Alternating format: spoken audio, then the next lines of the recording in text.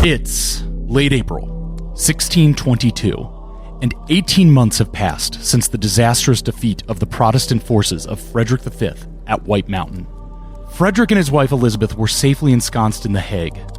At least that's what Ernst von Mansfeld, the Elector's mercenary commander, believed. Mansfeld was busy at his camp in the Palatinate attempting to secure a better offer from Frederick's enemies to bring his army over to the imperial side. When suddenly, unexpectedly, Frederick V, who had slipped out of The Hague in disguise a few days earlier, appeared in camp, telling Mansfeld to ready his troops. The Elector had remarkably put together a new coalition to move on the Spanish forces still occupying northwestern Germany, including the young, scrappy, and impetuous Prince Christian of Brunswick and the older and wearier George Frederick, Margrave of Baden. One can imagine Mansfeld quickly unspooling some maps over his many letters asking, "How much is my army worth to you?" to various Catholic princes as Frederick strides into his tent with like a fake mustache and a wig on. The Margrave's troops were prepared to move northeast across the Neckar River to link up with Mansfeld. Prince Christian had been coming south, loaded with booty he had secured by melting down reliquaries from Catholic churches, and from ransom he had scared out of villagers, spreading letters marked "Fire, Fire, Blood, Blood" among the terrified peasants demanding money from them. The idea was to link the three armies, finally pay the goddamn troops with Christian's plunder, then turn and push the Spanish back into the Netherlands.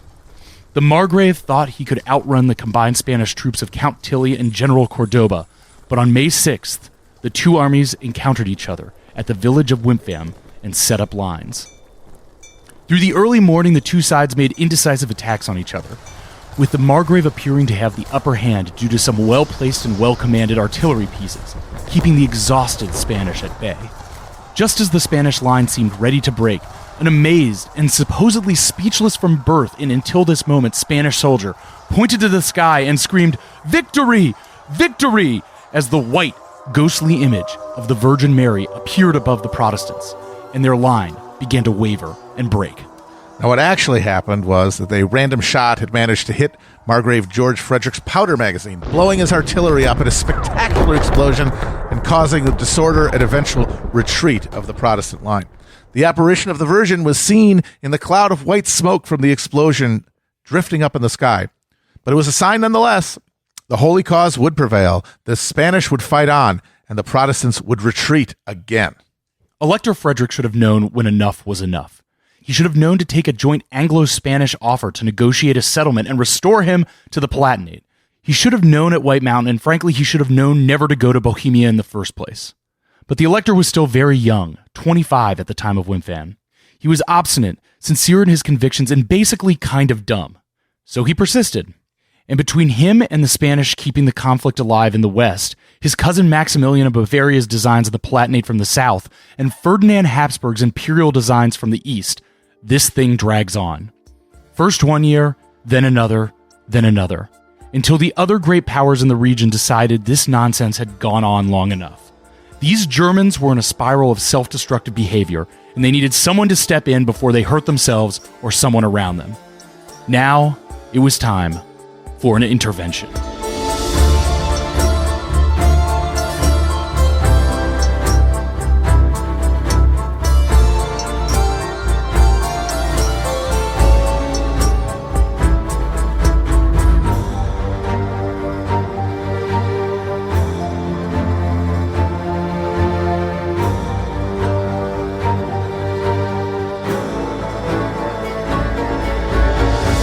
Okay, so now we're in the thick of it.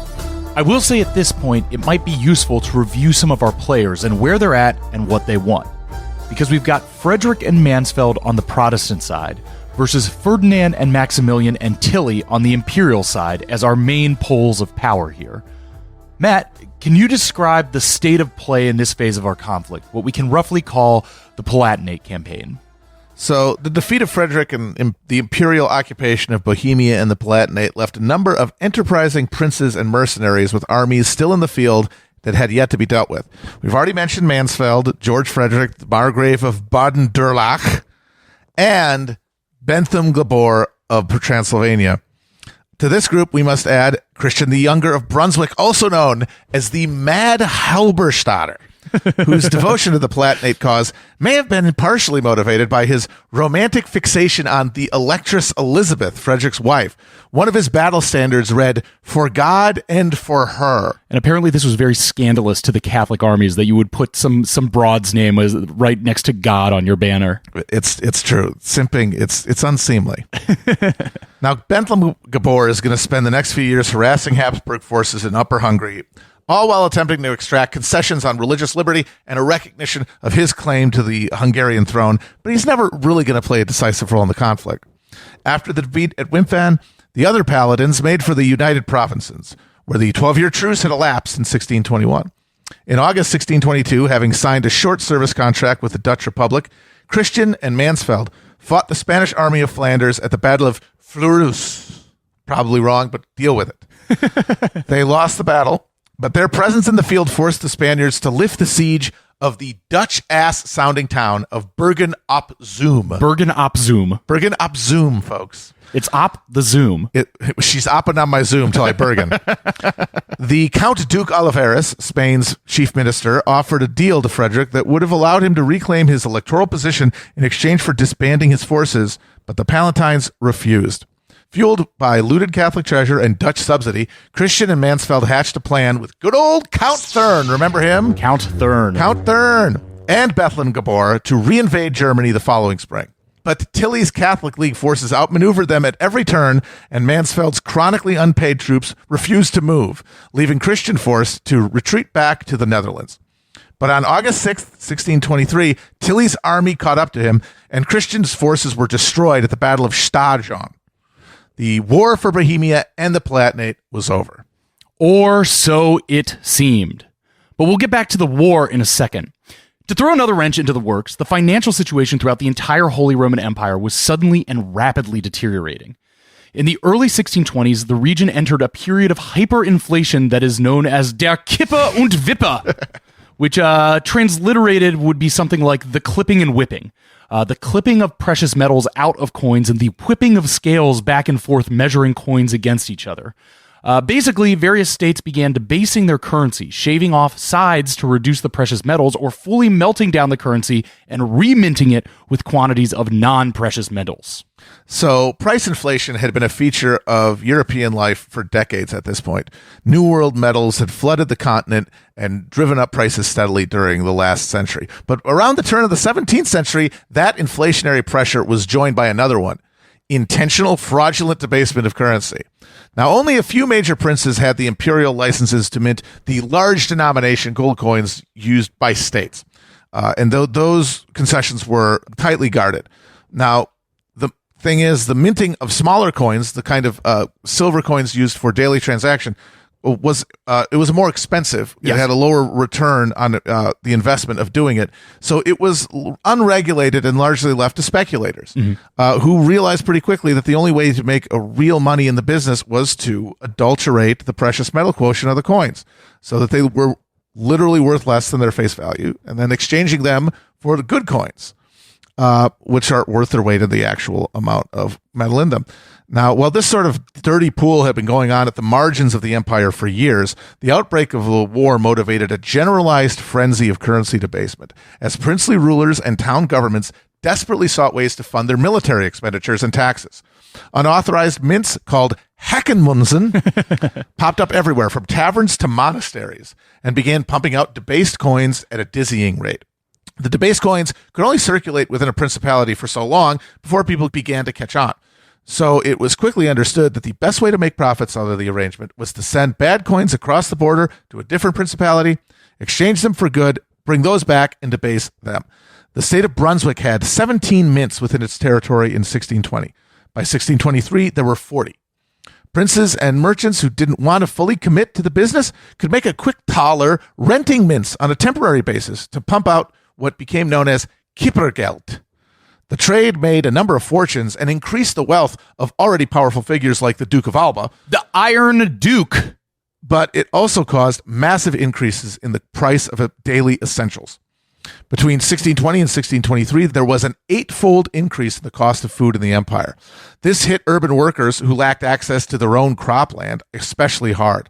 A food riot in that ill-starred fanatic city of Magdeburg in 1622 left 16 dead and hundreds wounded.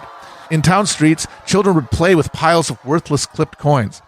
Eventually, the lack of good coins in circulation, real silver and gold was hoarded, caused the economic system to effectively shut down as merchants refused to accept currency they knew was worthless. In 1623, the most powerful princes of the empire arranged a fixing of an exchange rate to the Reichsthaler that pushed the bad money out of the system. But the effects of what became known as the Kipper- und Whipperzeit, or Kipper and Whipper time, were enduring, especially for those who had used debased currency to purchase lands that had been confiscated from Bohemian rebels. Foreshadowing. So yes, you've got your coins that are, actually worth less than they are. All this land is for sale. You acquire a lot of it for a very little amount of actual money. Yeah, it's like getting in on the ground floor of crypto. Yes, yeah. Exactly. And this is running in the background of all this. And, I want to link this to one of our main themes, which is, all these territories, principalities struggling to make a state out of a hereditary dynasty. And one of the things that they need to learn to do and are learning to do right now is control their currency. Yeah. And it's also showing the truly destabilizing effect of like the intensification of like market forces emerging with the increase in the amount of currency, because it becomes this situation where everybody with money invests to make more, and it becomes a free-for-all that leaves the actual public destabilized to the point where like the persistence of the imperial rule was threatened.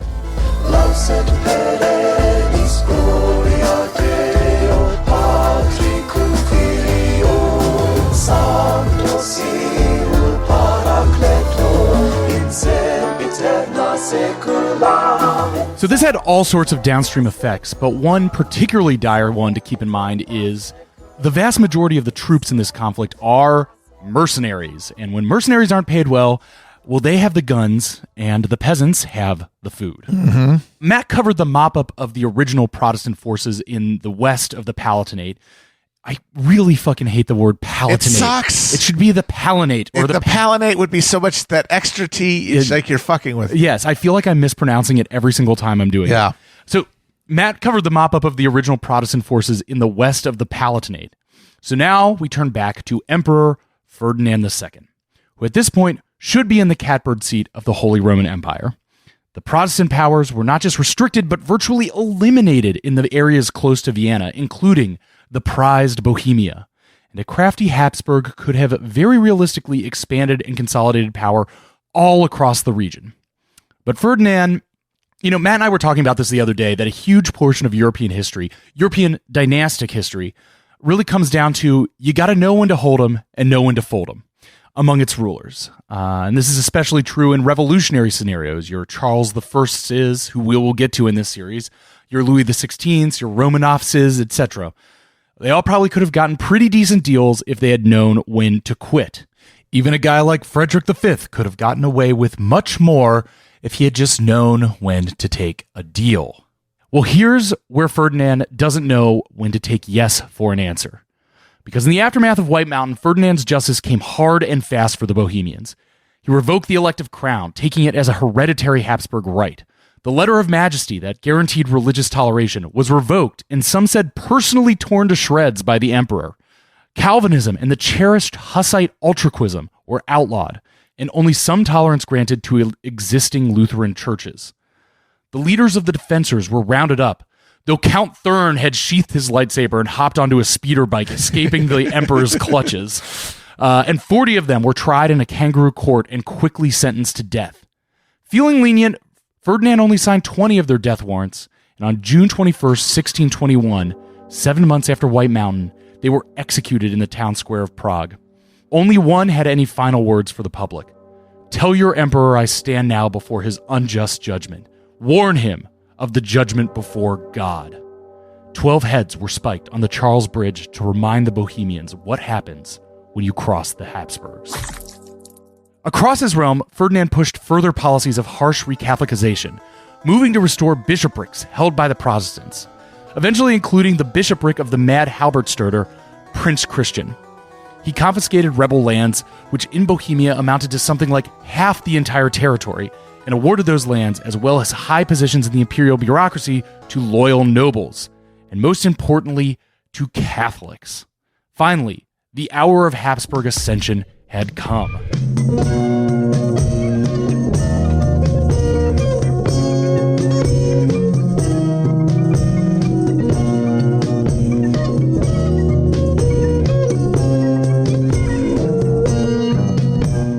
Before Ferdinand could carry out the great and holy work of returning the empire to the bosom of the one true faith, he had to honor his agreement with Maximilian, Duke of Bavaria.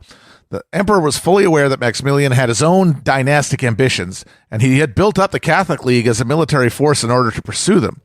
In the words of C.V. Wedgwood, Ferdinand genuinely believed that the Habsburg dynasty alone could restore Germany to the church, and that if the League endangered the stability of his dynasty, it endangered the welfare of Catholic Europe.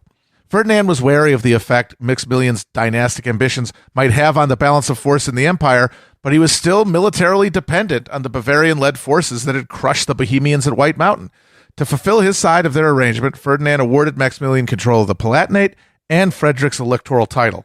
The move roused fears among the other princes of the empire that they might be dispossessed with similar ease, but Ferdinand still needed to lean on Bavaria's military capacity and had no choice but to empower this potential rival.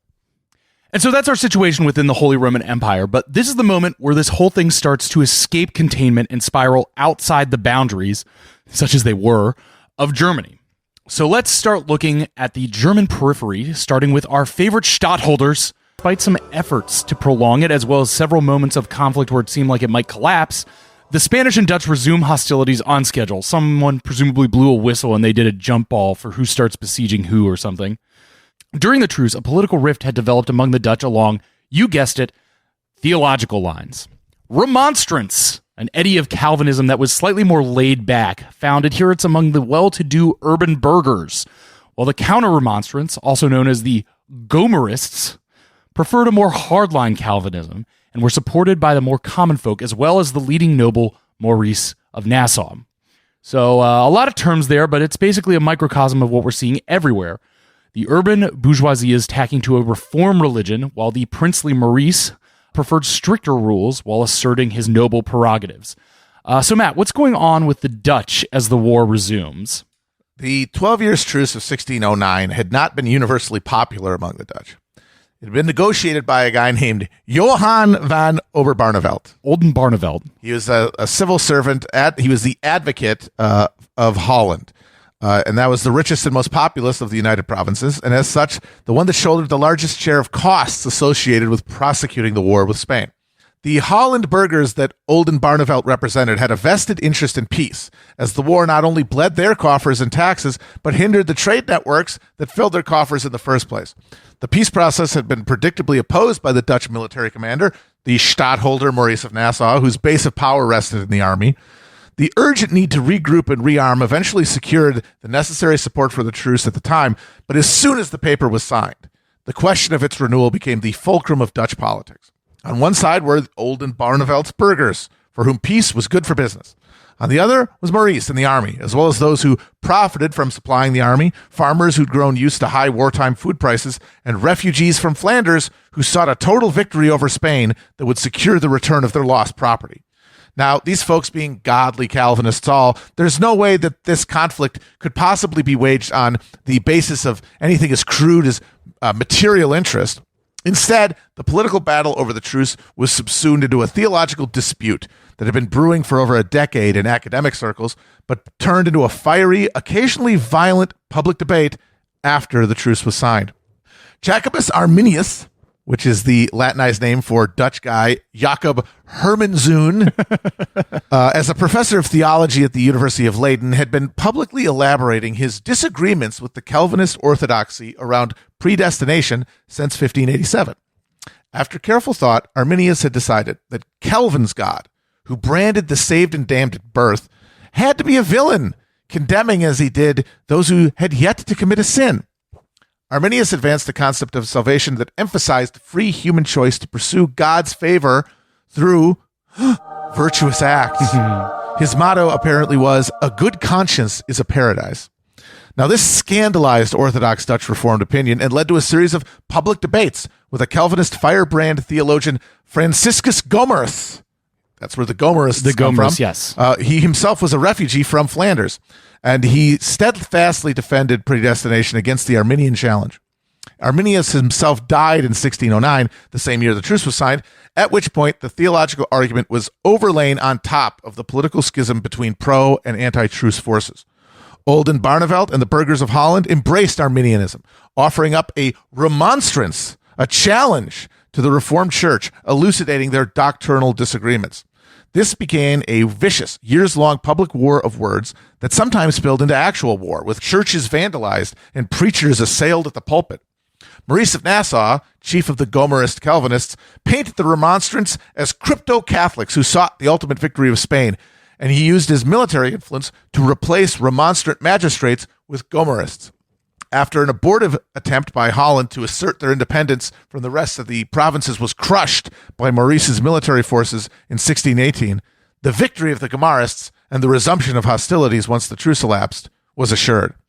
In August of 1618, Oldenbarnevelt and his top supporters were arrested and charged with crimes against the generality, which effectively meant arranging the 1609 truce in the first place. That fall, a Reformed Church synod met to decide the religious question at the city of Dort, inviting representatives from across the Calvinist world to decide the theological dispute. In May of 1619, two verdicts were read. Oldenbarnevelt was convicted and beheaded, and the synod affirmed the Gomarist view on predestination. We love the Dutch. The Gomarist triumph over remonstrance at the Synod of Dort is my new cellar door phrase. It's so good. You get so much good stuff with the Dutch. There's something called the hook and cod wars that happened in the medieval era. It's wonderful. So this is all very technical and maybe feels abstract, but yeah, this is all deeply ingrained Dutch history. Just this summer, I saw Oldenbarnevelt's walking stick, which is still on display in the Rijksmuseum in Amsterdam, a reminder of how they got here. But, it's just another version of these competing bases of power playing out in religious terms. We have the landed military aristocracy versus the developing urban bourgeois class. Yeah. And they're both taking a theological position to justify, yes, their material interests in politics. Precisely.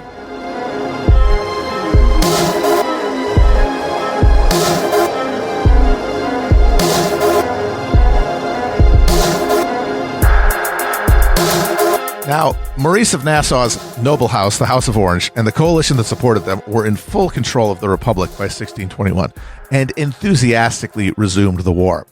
Now, we see in this conflict the schizoid breach in the bourgeois self. We got the soft-handed merchants fretting over their souls and their good works versus the actual dispensers of capitalist violence affirming their salvation through acts of dominance. These will become the main poles of political conflict within the lower middle class in the Protestant West going forward. Now, what this means for our story is that by 1621, the war in the Netherlands flares back up, with the army of Flanders laying siege to Bergen-op-Zoom, remember? Mm-hmm. And the Dutch offering refuge to the Palatine Elector, offering Mansfeld his short military contract, and resuming naval war with Spain in the North Sea, the Caribbean, and Asia.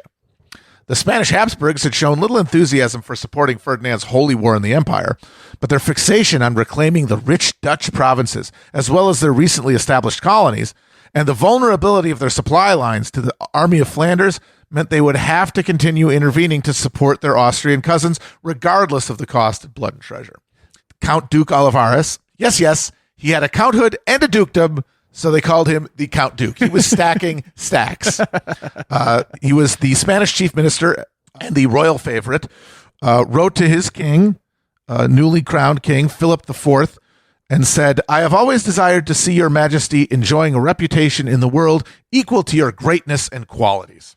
Olivares believed that reputation was what kept an empire together, and he couldn't countenance the blow to Philip, the Habsburgs, and Spain's reputations if the Low Countries were irrevocably lost. So he committed the vast but poorly managed wealth of the empire to the task of reclaiming them. And I guess we should mention that Philip III died. Yes, sometime he was in there. the son of Philip II, the father of Philip IV. Yes. Just sort of this guy who is considered as kind of a layabout oaf, ineffectual, a Viserys the First type of guy, if anyone's watching the new Gambo. His a dull-witted hedonist, I believe you said. On his deathbed in 1621, some of his last words were claimed to have been, "Oh, to God that I had never reigned." This is not what you want your king saying when he's looking back on his reign. The Habsburg, it's not just a genetic decline in the Habsburg kings of Spain. Mm-hmm. It's just they are just cursed. Their lives are all just worse after another. Like Charles V was miserable. His son was even more depressed. They just keep getting more and more bummed until you get to Charles II, who is a gibbering circus freak. Yes. But, it's the real tragedy of this period that, by all accounts, Olivares is like one of the best most competent ministers in the continent. He is every day. He is doing what Philip II was capable of doing, which is micromanaging the empire. The problem was that there weren't the sinews of state to actually activate his will. Yes. So then again, you see this conflict brewing and evolution happening of two people who are both in power, a decadent king who's a bit of a waterhead and doesn't have any idea or interest in running the state that he is in charge of, and this hyper-competent minister who is trying to build a state but doesn't actually have the authority of the king. And both of them struggling to centralize a country that is run as by autonomous feudal lords. Yes. Like the Habsburg dynasty in Spain is powerful by the standards of Europe, but it is still this collection of powerful, autonomous, noble fiefdoms that were brought together to kick the Moors out, and which allowed for the formation of a single dynasty.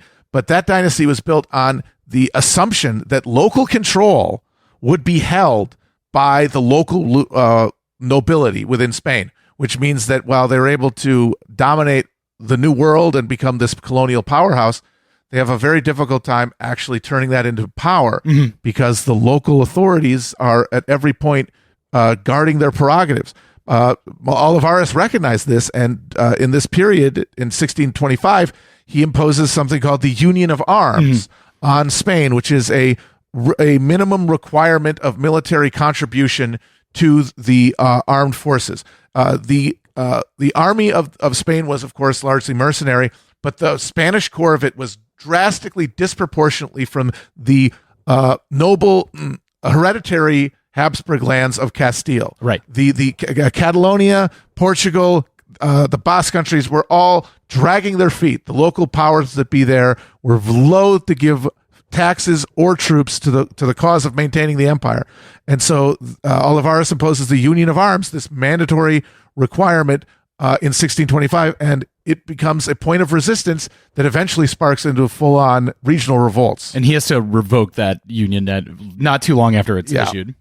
Okay, but the Dutch, the German Protestants, the Habsburgs, both Austrian and Spanish. So far, our story, though sprawling, has been fairly contained to these few factions. But we're mid-season now, and it's time to weave in a new character to stir up the narrative. Enter the Danes.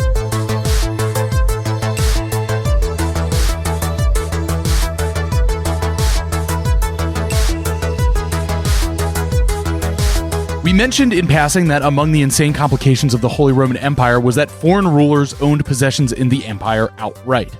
Such was the case with King Christian IV of Denmark, who's also the Duke of Holstein in Saxony, and of course, he was a Protestant.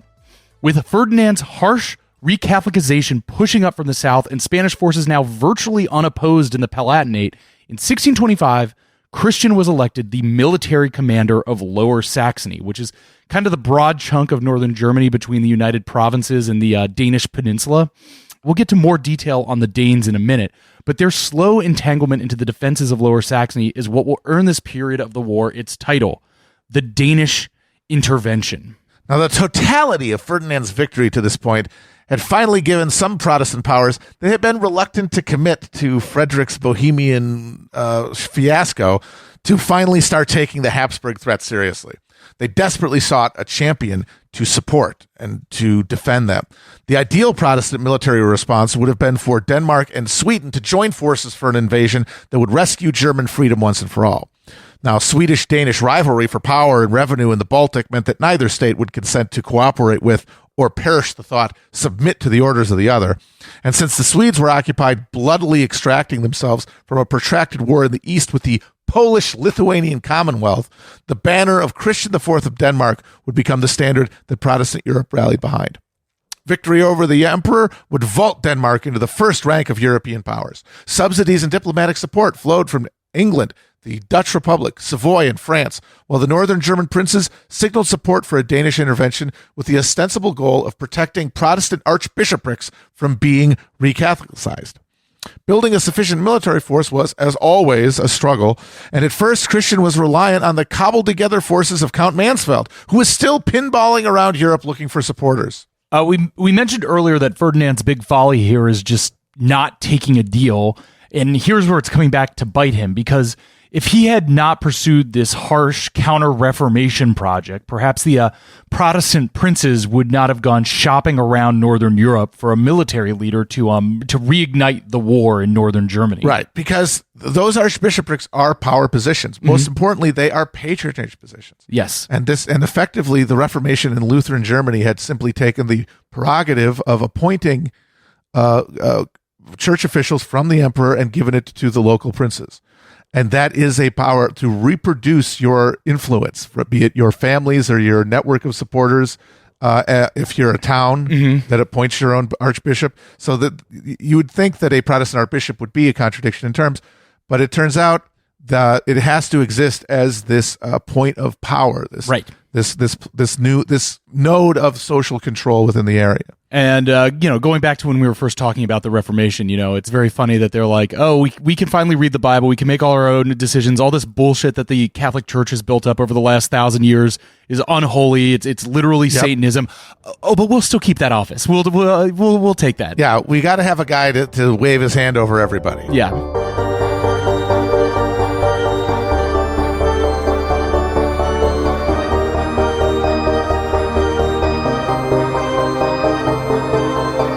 Meanwhile, in France, though, another new character had emerged who would increasingly control the reins of state and direct the course of the German conflict. Armand Jean Duplessis, Bishop of Lausanne, the Cardinal de Richelieu, was born in 1585. The youngest son of a lesser noble family, and unlike greater nobles, Richelieu's father owed his family's position to the king, and he translated that into an ironclad sense of duty to the crown. When the cardinal was born, his nursery was decorated with a banner that read, "Armand for the King." Originally slated for a military career, the death of one of his older brothers caused his folks to reshuffle their priorities, and by age 21, Richelieu was made the Bishop of Lausanne. Yeah, they were like, you're going to go in the army, Armand, and it's like, Steve's dead? All right, fine, you're going to go into the church. Wherever there is power, just get up there and serve the goddamn king. From a young age, Richelieu had almost boundless ambition and took just as quickly to his management of the bishopric as he had to his studies of philosophy. He ingratiated himself to the Queen Mother Marie de Medici, and in this way received his first post into the French government bureaucracy, being made the Secretary of War in 1616.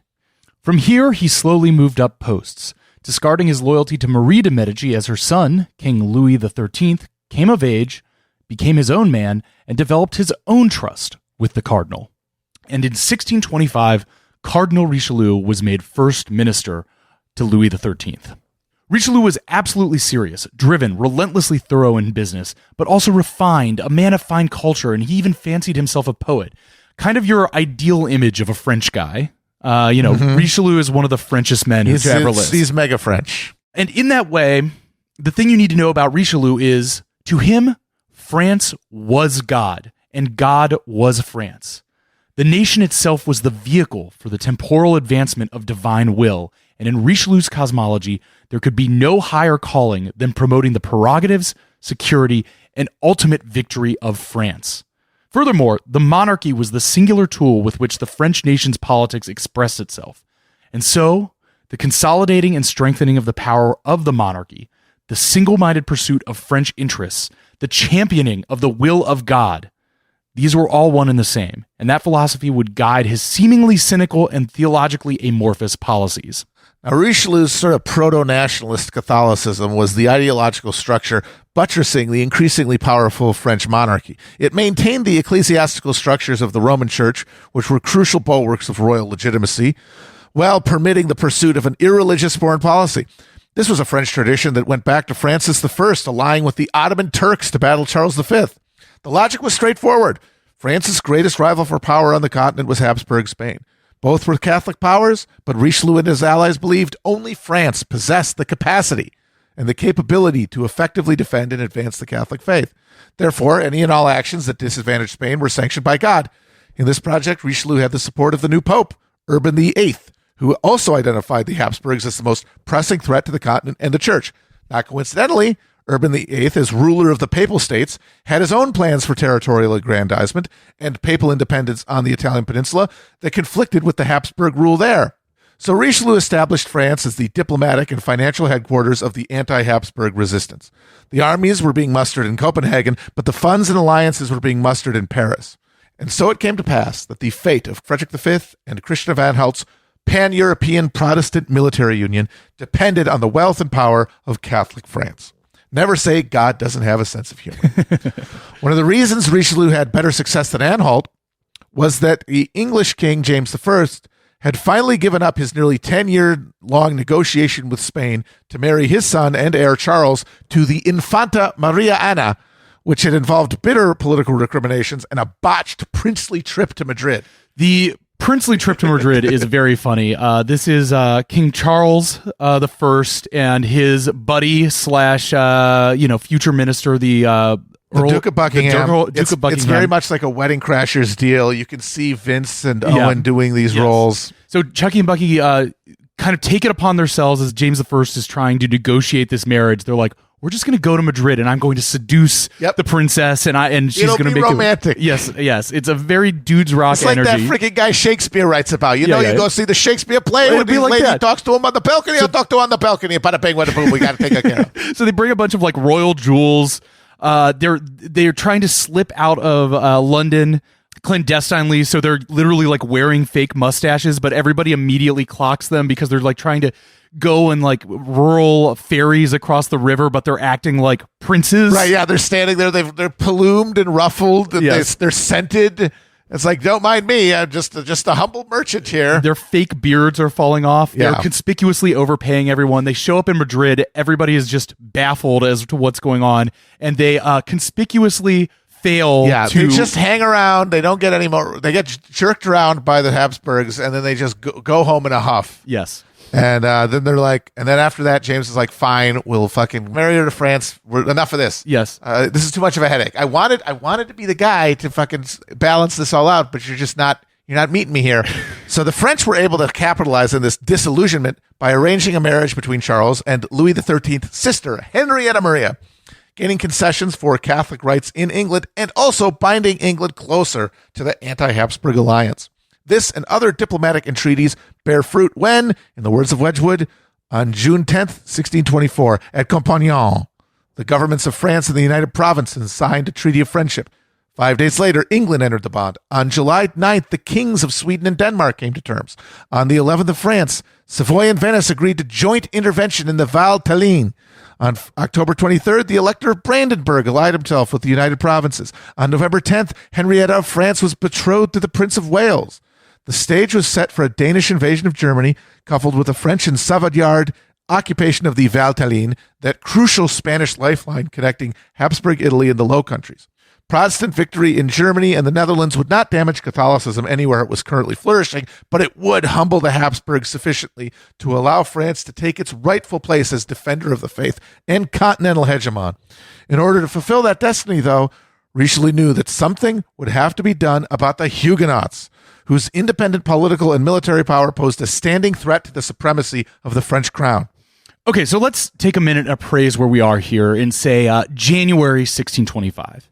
It's about 4 years after the Battle of White Mountain, where by all sane reasons, this petty power grab by some jumped-up Protestant prince should have been put down and passed into memory. A tiny, stupid footnote in the history of the Holy Roman Empire. A goof. A goof. He fucked up. Yeah. And Little bungle. he gets defeated. He goes home. That should be it. We're calling him the Winter King, folks, because he only ruled for one winter. Yes. I forgot. Did we say that? I think we mentioned they that. own the shit out of him. Yes. He's the Winter King. Just one.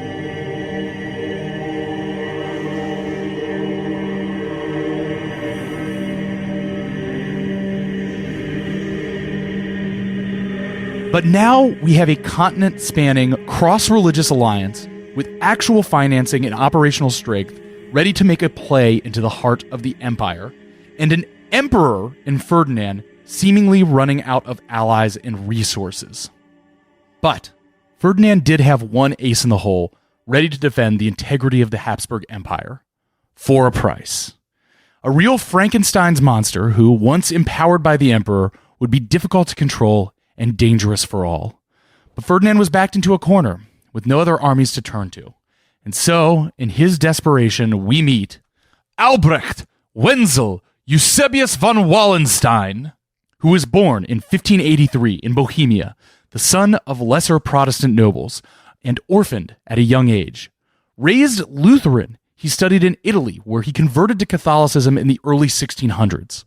Returning to the empire, he joined Ferdinand's court before the Archduke became the emperor, and there he married a wealthy widow who conveniently died shortly after, leaving him the nest egg of future fortunes. Wallenstein was an intense guy, prone to violent rages in his youth, that he seemed to channel into an obsessive drive for success in his adulthood. A consummate striver, power-hungry, exacting, paranoid, with little regard to the well-being of others, and always experimenting in methods. As he grew older, he dressed more eccentrically, mixing styles from all over Europe and accentuating his dark dress with a bright red accessory of a feather or a sash. And he may have even sported some rouge lip coloring from time to time. He was noted for his somewhat unusual chastity and rather pedestrian obsession with astrology. Throughout his career, Wallenstein was noted above all as an exceptional manager. His estates were run to peak efficiency. He encouraged industry in the towns, managed the storage and sale of excessive crops, even developed schools and hospitals for his peasants to keep them working at maximum capacity. And he would take these talents to the field as his military career grew. Wallenstein had deftly used the first phase of the war to massively increase his station, fielding armies and offering massive loans to the emperor, all while speculating on land and currency at the height of the Kippa und Wippa Zeit. And by the mid-1620s, he was one of the largest landowners in Bohemia, with a massive debt from the emperor. He consolidates his lands into the Duchy of Friedland in northern Bohemia, and through his victories, loans, and favors, is made count, then a prince, then a duke. I like to think of Wallenstein as a kind of Bronn from Game of Thrones type, except severe and psychotically focused instead of sarcastic and put upon. But still, he comes into the war as a sellsword and makes it out as a noble with a castle. Yeah, he's much more bitter though than Bronn. He's got a chip on his shoulder. He's he's the Nixon of the 30 Years' War because he does come from relatively low noble origins, and as such, he is never fully accepted by the higher rungs of the princely social order. And he knows that, and it always drives him towards a certain insecurity and resentment of those around him. I think it's notable also that he is a convert to Catholicism, yes, which is true of many of the most able and ambitious imperial officers and bureaucrats of the era. Mm-hmm. The real young money getters were the people who grew up conversant in the new market language of Protestant Europe, mm-hmm. but recognized the potential for advancement and power that the Catholic imperial structure offered. And he was like, Pappenheim was that way. It was the way for somebody who didn't have land, perhaps, and didn't have a business or a desire to be in business, a way to make it in the world. And Wallenstein sure as hell made it. And he is evidence that the people who are going to make capitalism out of this ferment are not going to be the beaten down and dispersed peasantry, and they're not going to be the contented and inbred royalty. Yeah. It's going to be the agitated middle strata, mm-hmm. people who feel a fear of falling and also a desire to advance, resent all sides, and are driven by it. And so it's interesting that, yes, you find these people like Wallenstein who are fascinating because they are able to synthesize two sides of something. Yes. Born out of the Protestant world, he not only is able to move up in the imperial bureaucracy, but he's also a land speculator. He knows how to make the money move. He knows how to. He was one of the guys who bought a bunch of cheap Bohemian confiscated land. With fucking fake money. He used Confederate money. He used fucking a bag of fucking Chuck E. Cheese tokens to buy half of Bohemia. Yes, that is a hustler. That's a young money getter. And so, in early 1625, lacking other alternatives, Ferdinand agrees to Wallenstein's offer to raise an army of 50,000 troops. If Ferdinand would pay their commissions, Wallenstein would keep them fed and supplied off the land and his wealth, rights to booty and plunder, and broad discretion for prosecuting the war. We'll be talking about Wallenstein for a bit, but he is one of the most fascinating characters in this whole story. The essential bridge between, as we were saying, the feudal lord and the capitalist entrepreneur. Now, Wallenstein was a ruthless operator with his eyes always fixed on the main chance. When news of the Bohemian Revolt had first reached the infantry regiment he was stationed with in Moravia, the troops mutinied. Wallenstein immediately shot the major leading the mutiny, then led the remaining loyal troops on what amounted to an armed robbery of the Bohemian estate's treasury before making his way back to imperial territory. He was the last of the great mercenary captains who emerged with the downfall of aristocratic knightly combat and had been the dominant military force in the Italian wars. Now, by this period, most princes of Europe recognized the dangers of empowering this sort of independent operator who supposedly waged war on their behalf, but had their own private agendas. Right. But the Danish threat gave Ferdinand little choice, especially since only Wallenstein had a plan for financing the war. Of course, you might say, what about the Catholic League? Of course, the Catholic League is there, but Ferdinand he does not have power if his military is commanded at the end of the day by Maximilian of Bavaria. He needs imperial military power projection. And the only place he can find it is Wallenstein. Because he had harnessed all of these forces, these credit lines, leverage them to do upfront payments to get guys in the door, give them guns, give them the food to get them on campaign, and then let it take care of itself from there. Right. Now, once Wallenstein leveraged the proceedings of his states to get his army in the field, the war, in the words of Cato the Elder, would feed itself. Troops would extract the necessary food and supplies, known euphemistically as contributions, from the towns and villages they came into contact with, peacefully if possible, forcefully if necessary. Also the period when corporate doublespeak starts emerging into the vocabulary. No, these are contributions. These are contributions. Yeah, yes. There's a bayonet in your back, but you're given a contribution. Yeah. Now, Count Mansfield had actually pioneered this technique during his frantic zigzagging across Central Europe, but Wallenstein would refine it to a grim science. This would have a significant effect on the strategy of the war, as the goal moved from capturing specific objectives to parking your army in the enemy's territory until they'd stripped the place bare. And so now, we've got the whole of Europe drunk with the possibility of some final conflict between the dastardly Habsburgs and the coalition of the willing assembled to try to knock them down a peg. This all culminates in the Danish intervention. King Christian IV was a hardy leader who had ruled Denmark since ascending in 1588 at age 11. Both intellectual and brawny in that Scandinavian way. Karl Ove Knausgaard. Yes, exactly. He was a fan of exercise and drinking in equal measure. And his passion for women was strong enough that the number of Danish bastards became a bit of a joke on the continent. Christian was ambitious and competent, and perhaps his greatest fault was happening to rule at the same time as the even more ambitious and competent Gustavus Adolphus of Sweden, who we'll get more into next week. But as the anti-Habsburg coalition looked to the north for a leader who could push their prerogatives into Germany, at this moment in 1625, it's the Danish King Christian who fits the bill, as Gustavus decides to keep his fight up in Poland. And God, it's just like... There's so many Christians. So many Christians. We get it. You love Jesus. Christian Anhalt, whose story's mostly over. Prince Christian of Brunswick, who's still around but minor. He's the one with the horny God and her banner. Yeah. And now King Christian, who is the main character of the moment, but he is also horny because of all the bastards. Yeah. And then the rest of Germany, there's only like 5 names. Everybody's John, George, Frederick, Christian. It makes me wish that we had some Aidens or Masons or Logans in this story just to keep things straight. My kingdom for a Spencer.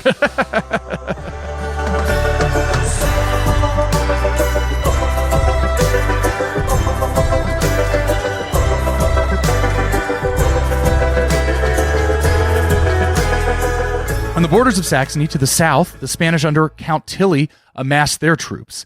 And on the north, King Christian amassed his. Throughout the spring of 1625, a campaign of painfully courteous letters between the two parties and the Saxons themselves attempted to carve some kind of middle path. But to make matters worse, the bitter winds of the Little Ice Age were devastating Germany's capacity to support just its citizenry, let alone these increasingly massive armies now dragging themselves across it. It snowed as late as June, and a bout of plague flared up across Europe, taking a particularly hard toll on those armies. There's, of course, a Spanish army in the area as well, but again, his cousins are not, to have their own interests that are not always aligned with Germany's. Right. Also, they are laser focused on the Netherlands and very loath to give more troops than they absolutely have to help them in Germany. However, once again, when it came time for action, a coalition of Protestant forces is found to be wanting. What a shock.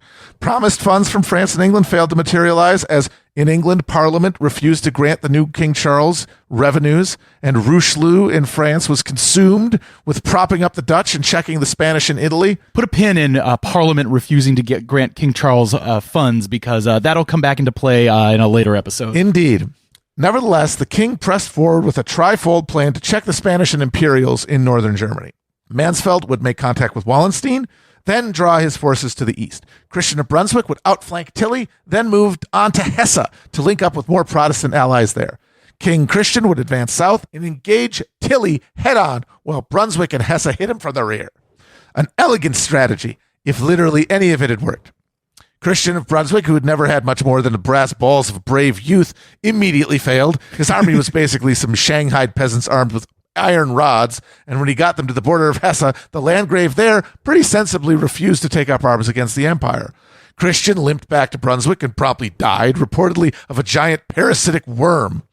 It would now be a god's turn to judge whether placing his name and her name on the same banner was an affront worthy of damnation. Mansfeld set out okay, but Wallenstein learned of his plan and sent a detachment to intercept. The two mercenary captains' armies met for the first time at Dessau Bridge on April 25th, 1626. And it's a classic instance of two professionals shaking hands at the intersection of their career arcs.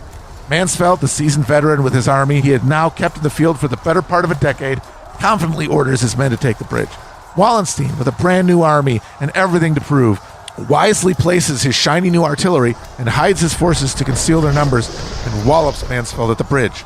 Later writing to Ferdinand, God gave me the good fortune to smite Mansfeld on the head. Mansfeld may have lost as many as half his men and began to beat it east, hoping to meet it up with, by God, is that Bethlen Gabor's music? Yes, the Protestants are again trying for a Hail Mary, hoping that Bethlen Gabor will Leroy Jenkins his ass into the heart of the empire and relieve the pressure. This is some real Michael Mann shit with Mansfeld and Wallenstein. Yes. Professionals looking across the battlefield at each other and recognizing game. Absolutely. Wallenstein split his forces from Tilly and gave chase to Mansfeld, fearing the dark might of the Hungarian horse lord. I mean, I'm exaggerating a little, but I'm trying to make Gabor sound spooky, and Wallenstein still wanted to deliver a fatal defeat to Mansfeld. This gave King Christian of Denmark the opportunity to make a decisive... he makes a decisive oopsie-daisy, because Christian moves his armies south, making a play for the soft underbelly of Germany. Tilly, however, is able to get word to Wallenstein of the move, and Wallenstein sends a detachment to reinforce. Immediately spooked by this, Christian begins a retreat, and the Catholic forces are right on his heels. Tilly finally captures Christian's armies at Lutter, right in the center of North Germany. Here, in a decisive defeat, on August 26, 1626, the Danish army was crushed. Their cannons captured, many of their troops taken prisoner, and the king himself fled north to the winter quarters in North Germany. Though it would be several years until an official peace, the Danish designs in Germany were effectively ended. And that's like, we're very technical there, but it's basically like the two armies meet in the center of Germany. Wallenstein chases Mansfeld east, and then King Christian just comes down in the center of Germany, gets defeated once, and heads straight back north. Yeah, glass jaw situation. Yeah. They were not ready. They weren't ready for that smoke. Yes, they weren't ready exactly. for the heat. And Mansfeld was now left stranded in southern Poland, his underpaid army on the verge of mutiny. Bethlen Gabor, what a shock, defers on aiding the Protestants again, and now moved for peace with the emperor. Possibly looking for aid or allies or a new client, possibly among the Venetians or Turks, Mansfeld moved south. But in November he died, presumably of natural causes, outside of Sarajevo. His work had taken him in a massive arc around the empire, from Hungary to Bohemia to the Netherlands, on diplomatic missions to London and Paris, and now down through Poland and the Balkans. And he was finally buried in Split, in Croatia. Mansfeld was one of the craziest-ass white boys of the entire 30 Years' War. He would have thrived during the Italian Wars, playing both sides against the middle and piling up loot in the process. But at this point in history, the Protestant cause was just too poorly coordinated and underfunded, and the emperor was too stubbornly resistant to legitimizing a rebellion to really let him cook. He couldn't effectively play both sides because Ferdinand didn't play along the way that the city-states and powers in northern Italy did during the Italian Wars. Man, those guys, they were just able to play it like a fiddle. Yes. But here, Ferdinand wouldn't play along, and the Protestants never had enough money to keep his army happy. Wallenstein's hand was much stronger, and as such, he is able to push his luck much farther than Mansfeld could ever have dreamed. By the way, Mansfeld, born Catholic, or converts to Protestantism. Mansfeld, born Catholic, but he never converted to Protestantism. He never bothered. He never bothered? Yeah, but he worked pretty much exclusively for Protestants. But again, that's why he would have made a deal. Yes. See here? It really feels like there should be like a, in our fantasy version of this, there's like got to be a diner scene between Mansfeld and Wallenstein. Absolutely. We need to see him. Where they're carving up a big bratwurst, on the, in the tavern outside Dessau Bridge. Somebody's playing on a giant flugelhorn right in their ears. Yes, exactly. And they're basically giving the, we're not so different, you and I speech to each other. But Wallenstein's rise, while real, was already alienating powerful people in the empire. Now, because his tried and true method of fundraising and maintaining his troops' support was to reward officers with seized estates and stolen loot, which tended to piss off the previous owners of those estates and loot and make observing elites fear for their own estates and loot. With the overwhelming repulsion of Danish forces, the death of Mansfeld, the once again tattered and broken Protestant alliances, the war seemed to be winding down. Almost all of Germany, save the leaders of Mecklenburg on the Baltic coast and the fanatically Protestant city of Magdeburg on the Elbe, and of course the always obstinate but ever exiled Frederick V, who's still hanging out in The Hague saying, guys, we're going to go back and get the Palatinate back for me. Guys, please? Can somebody please do this? But besides those three power centers, everyone else was either now at peace with or actively armed by the empire. England had backed out of the Protestant alliance and was now threatening to make war with France, and France was in active peace negotiations with Spain. But the lands and people suffered. Still raised armies leached wealth, food, and livelihood across the empire. Miserable harvests spread famine, disease ran rampant. In Austria, years of harsh recatholicization were beginning to show blowback. The wholesale destruction of church infrastructure, plus the demanding occupation of Maximilian of Bavaria and removal of an intervening layer of Protestant princes, had left the peasants dispossessed and alienated. And in 1626, over 15,000 peasants marching under black death's head banners with the words, "It must be," marched on Linz and defeated imperial forces several times before being dispersed. Other electors and princes were pleading with Ferdinand to rein in Wallenstein. But at this point, his machine was basically self-running.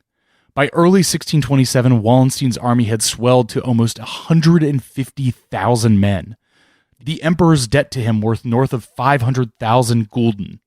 At the height of the last phase of the war, a plan had been discussed to use Wallenstein's army to stage an imperial takeover of one of the German Baltic states with the purpose of obtaining a shipbuilding port.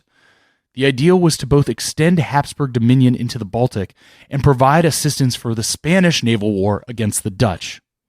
Wallenstein was camped in Brandenburg, and in the spring of 1627 was ready to make his move on the Baltics. The Elector of Brandenburg, whose domain was already at the crossroads of Tilly's army, the rump of Mansfeld's army, and Sweden to the north, sent an envoy to beg Wallenstein to back off. The Generalissimo, who received the envoy in his bed, simply shoved his head under the pillows and refused to listen. What a drama queen. Wallenstein would spend the rest of the year spreading his armies across the north and pushing King Christian once and for all back up into Jutland.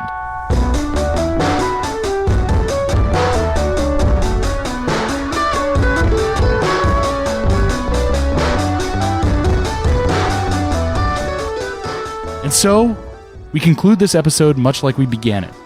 Ferdinand and the Catholics in the dominant position, but simply never knowing when to quit, when they're ahead.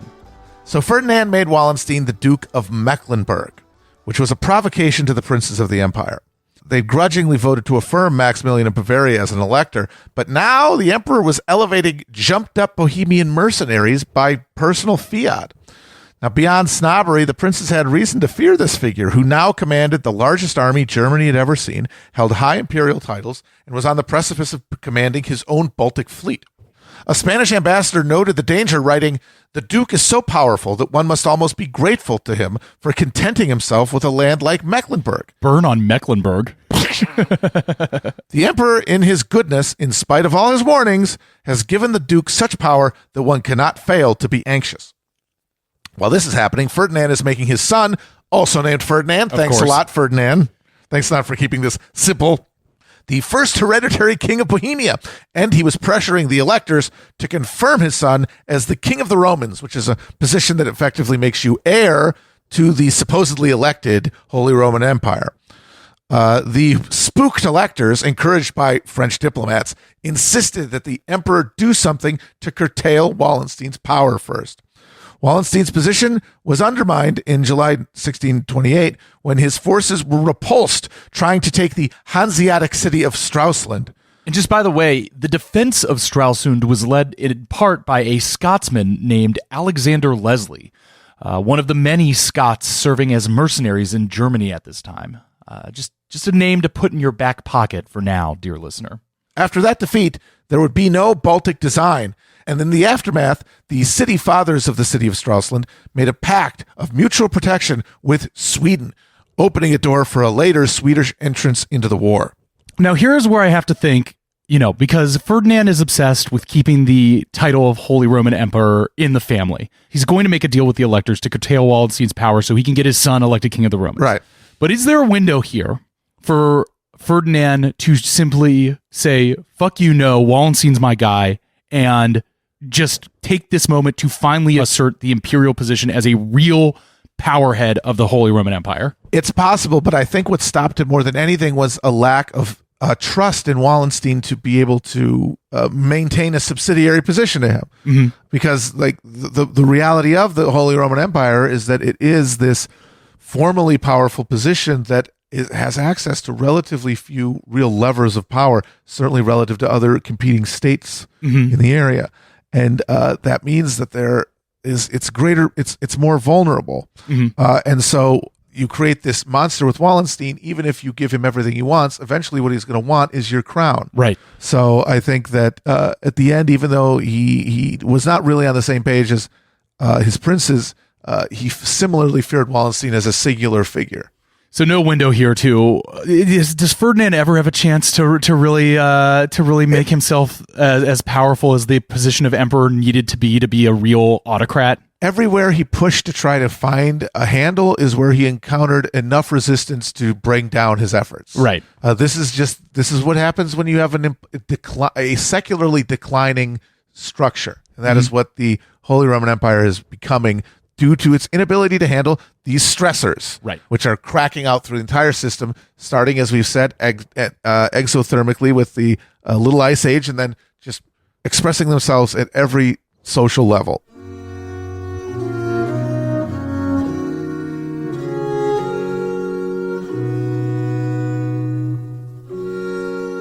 In 1629 and 1630, Ferdinand makes two important moves.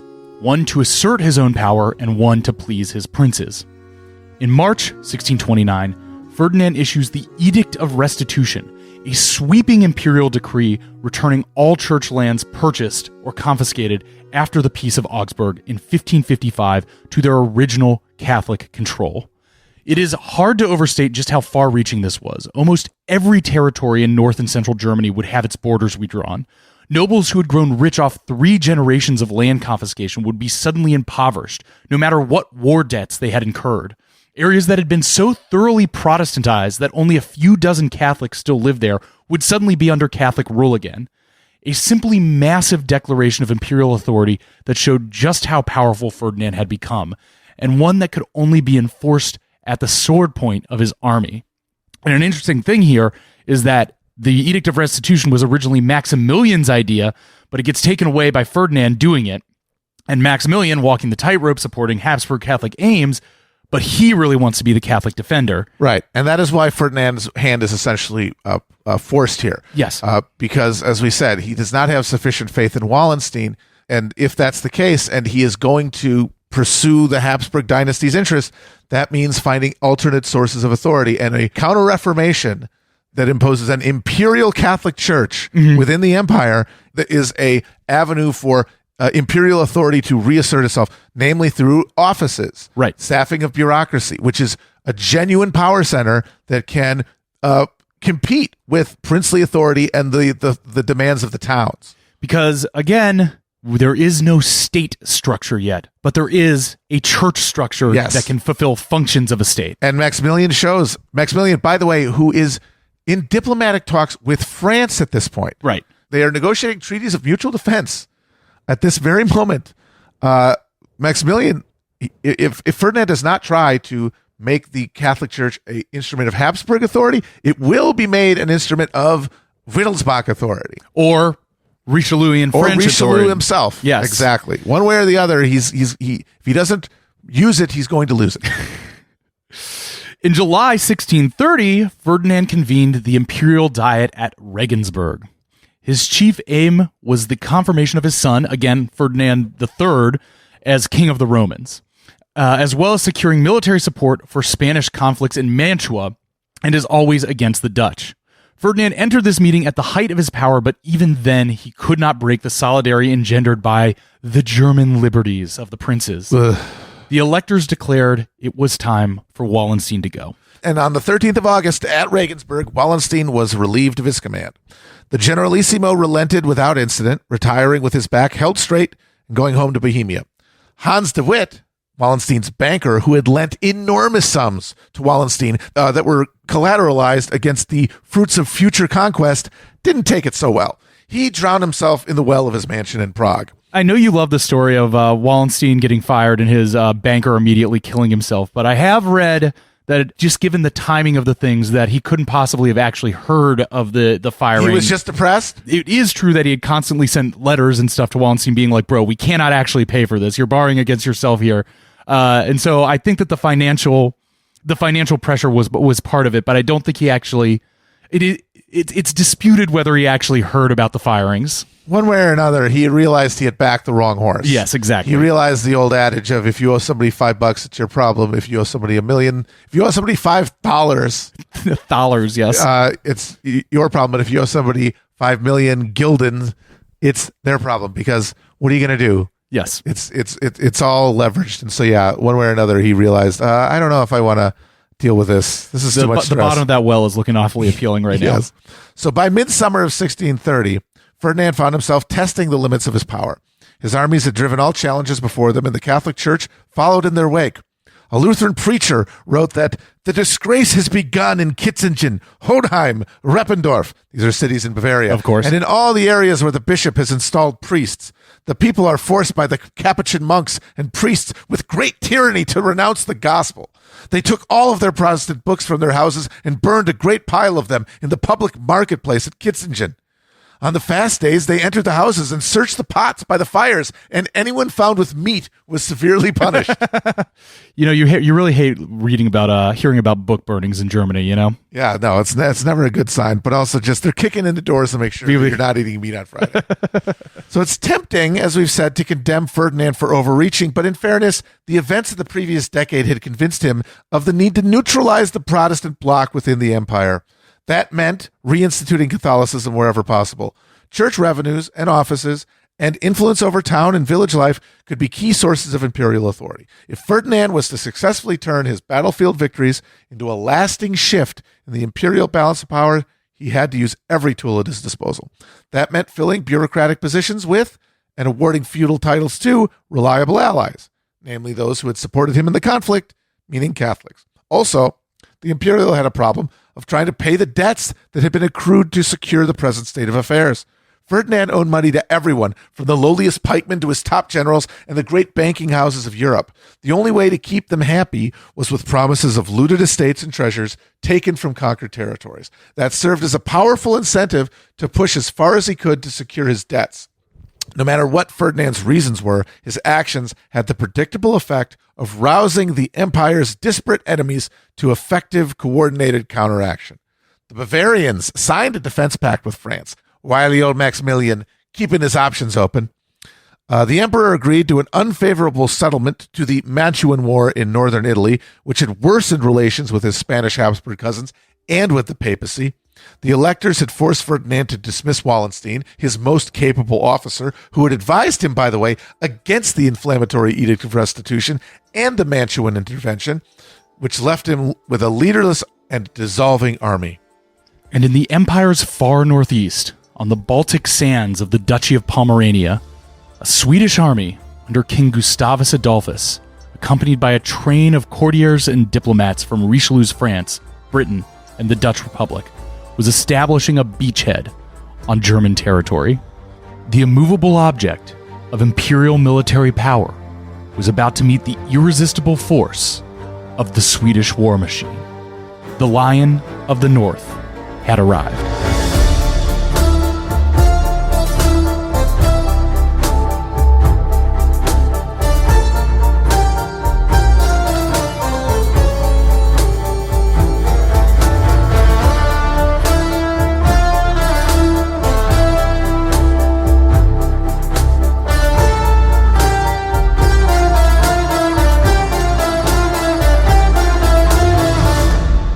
Hell on Earth is written by Matt Christman and Chris Wade.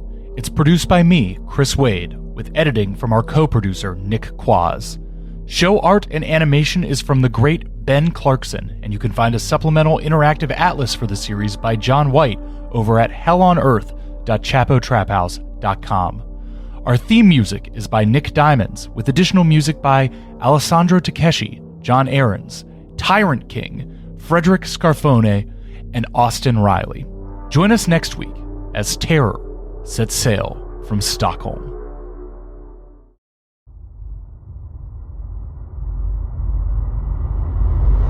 On the 10th of August, 1628, an enormous new warship set sail from Stockholm Harbor. This was the Vasa, commissioned by King Gustavus Adolphus. It was to be the new flagship of the Swedish Navy. It was a weapon capable of securing Swedish domination of the Baltic and beyond, and an announcement of Sweden's ascent as one of the great powers of Europe. The ship was over 225 feet long, 38 feet wide, had a displacement of 1,333 tons, and was powered by 10 sails, with the capacity for 145 sailors and 300 soldiers, and equipped with 64 new bronze cannons. It was one of the most powerful warships ever constructed at the time, beautifully and intricately decorated, lined with carved statues, painted in vibrant colors. The Vasa was the physical manifestation of the glory, power, and prestige of the Swedish Empire. The ship left port for the first time in front of a crowd of hundreds of onlookers, from everyday Swedes to foreign dignitaries and ambassadors. Sailing with its gun ports open to display its power, the ship set its massive sails and began to depart the harbor. But, still within sight of the onlookers, as soon as a light gust of wind hit the sails, the Vasa tipped to one side. Water flooded into one of the open ports of its gun decks, and in a matter of moments, the ship sank like a rock. From the Navy Yard to the bottom of the harbor in about 20 minutes. About 30 of the 150 crew members on board went down with the ship. It had been built too tall and too heavy, and though some attempts had been made to subtly alter the designs, they had been personally approved by the king. And now those designs were at the bottom of the ocean, before they could even fire a shot. The Vasa, O Bungle, is a perfect symbol of Sweden's abortive stab at continental power in the 17th century. This is a country of few resources and few people, but it had the advantage of a compact social structure and a relatively weak aristocracy. As such, Sweden was able to coordinate resources and act with far more efficiency than much larger rivals. And the Swedes were able to synthesize many of the technological and doctrinal advances wrought by the military revolution and put them to devastating use. But regardless of Swedish ingenuity or determination, there are only so many guns you can fit on the deck of a single warship before it tips over in the wind. Incidentally, if you want to see the Vasa, it is on display at a museum in Stockholm. They dug it out of the bay in the 60s, and it's fully preserved. It's amazing. I dreamed to see it one day. And we know that the 30 of the 150 crew died because they found their freaking skeletons on board the ship. Yep, and wouldn't you know it, all of them brutally malnourished and often missing limbs and crucial bones. And you have to imagine that on the initial sail of the ship, that was the cream of the Swedish Navy, and there were still like one-armed guys in there. They've got rickets. It was a shitty time, folks, in many ways. Though the Vasa disaster was certainly a black eye for Gustavus Adolphus, at this point in our story of the 30 Years' War, he is nonetheless the man of the moment. With another collapse of the Protestant alliance in Germany, with the failure of his Danish rivals across the Öresund, and with his conflict in Poland wrapped up for the moment, Gustavus Adolphus turned the might of the Swedish Empire onto Germany. And for the first time in the conflict, it seems like perhaps the power of the Habsburgs had met their match. The Lion of the North.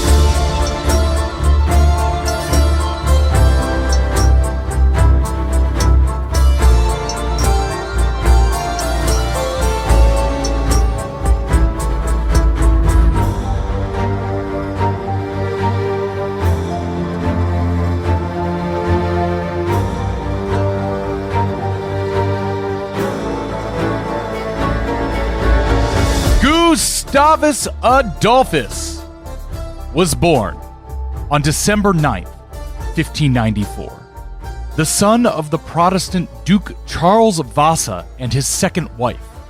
In Gustavus's youth, his father fought a dynastic war against Gustavus's cousin, Sigismund III of Poland, a Catholic who had held the Swedish throne since 1592.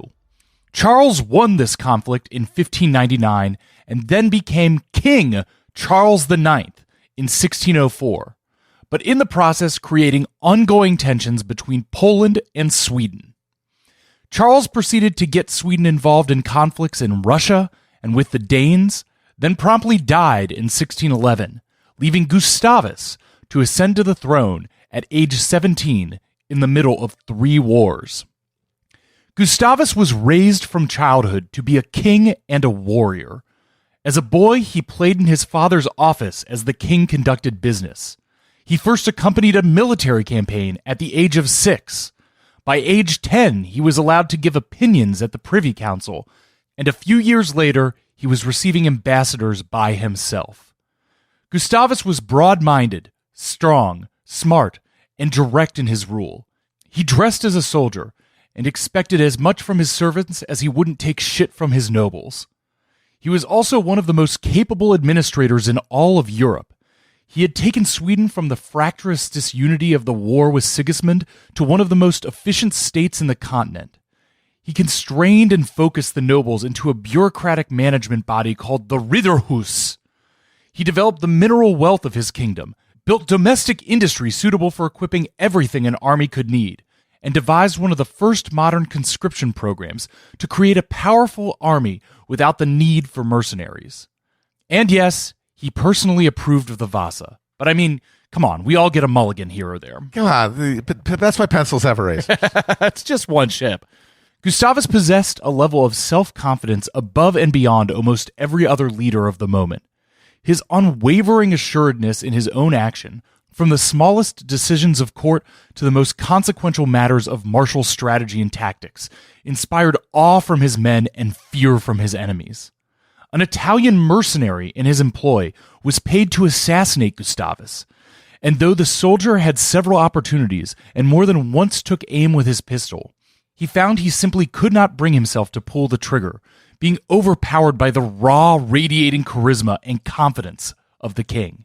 It was said of Gustavus, quote, "He thinks the ship cannot sink that carries him." Ironic, yes, but perhaps the Vasa sank simply because the king was not on it at the time. Yes, Gustavus Adolphus is the kind of king that gives monarchy a good name. If hereditary rule consistently produced men of his will, ability, charisma, it would be hard to argue for any other form of class society doing better. But none of Gustavus's attributes could change the fact that he ruled over a cold, sparsely populated realm cut off from the economic heart of Europe by the Baltic. His young rule was dominated by wars with his neighbors in Russia, Denmark, and the Polish-Lithuanian Commonwealth, where he had a hereditary claim on the throne. If Sweden was to continue punching above its weight, it needed to dominate the eastern Baltic and prevent Denmark from exercising sole control of shipping. So Swedish foreign policy was guided by a focus on regional expansion.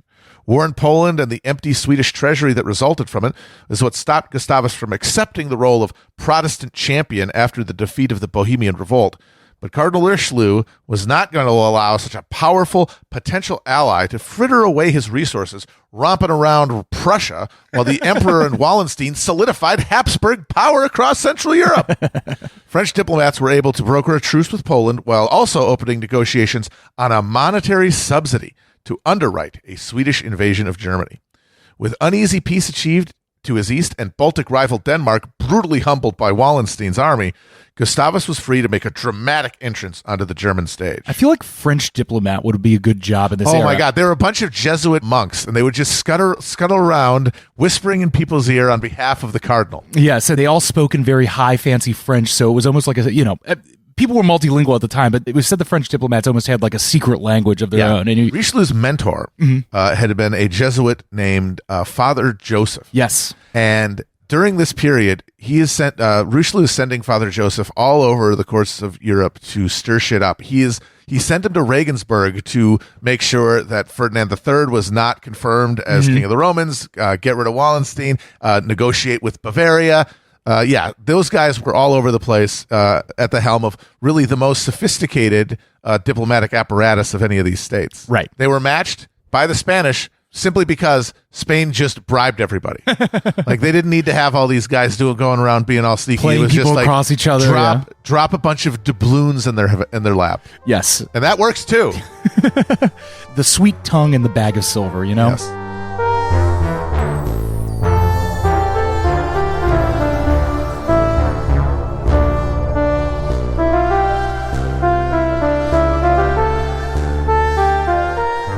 Gustavus Adolphus seems to have had precisely one friend, one advisor in the world.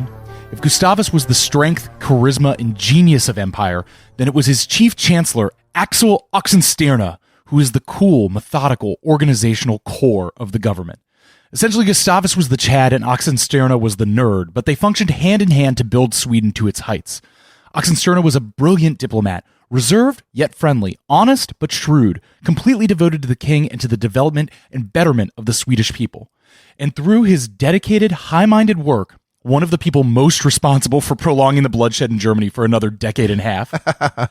Oops. Yes. So Oxenstierna is the ice to Gustavus's fire and the point man in negotiations with the French on the Swedish entrance to the war. Of course, Sweden, as a Lutheran country, espoused religious horror at the emperor's brutal counter-reformation efforts. But as Gustavus once pointed out, if he was really interested in defending Protestantism, he would have declared war on the Pope. Go for it, dude. Yeah, just do it. Just do it. Do it. The real motivation for intervention was security. Wallenstein's Baltic design may have failed, but the effort, which involved the construction of a canal that would have allowed merchant ships to circumvent Danish tollways, came far too close to fruition for Gustavus and Oxenstierna's comfort. They had managed to build a promising, nascent empire, controlling Finland and Livonia in modern-day Latvia, with a credible claim to Norway as well. But Swedish power would be strangled in its crib if the Habsburgs succeeded in turning the Baltic into their private lagoon. There was a deep national interest in seeing the imperial constitution amended to reduce the emperor's authority, allowing Sweden to create a sphere of influence containing the northern Protestant principalities and restricting Habsburg power to their hereditary lands in Austria. Not to mention, and the Swedes were careful not to mention it to their German allies once the invasion began, intervention opened the door to the possibility of establishing direct Swedish control over some portion of the German lands. The revenues from conquered territory could then go to pay the army that had spent so many years fighting in Poland. As one member of the Swedish Diet noted, it is better to tie the goat to the neighbor's gate than one's own. such a 17th century Swedish idea. Yes. It's all goat related. It's all goat. Every single thing is a goat metaphor. Yes. So what do we make of Sweden at this phase of the 16th century state development? Why are they able to do all the things that they're able to do at this exact moment? Well, part of it has to do with, as I said, the relatively weak aristocracy and empowered peasantry that existed in Sweden.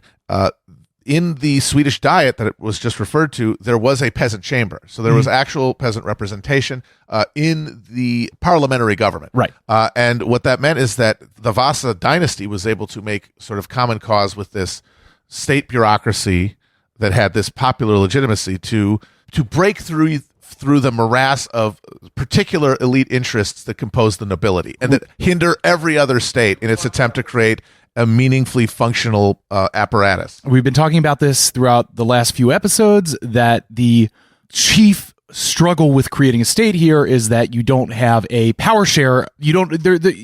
There's no buy-in from the nobility. Right. The nobility is trying to pull the state apart. Your monarch is trying to pull a state together. Right. And here they don't have a strong nobility, and he's able to actually make the nobility do the work of managing the state in the Ritterhus. Yes, and they are able to do, as Chris said earlier, they're able to institute a conscription program unique in Europe to just go and say, hey, in this zone, in this census tract, you need to bring me 100 guys for the army, as opposed to just having a bunch of freebooters just put a bunch of guns and lances on a credit card and then get a bunch of drunks to pull out of a fucking tavern, grab them, and then just go and charge the whole thing to the emperor. Yes.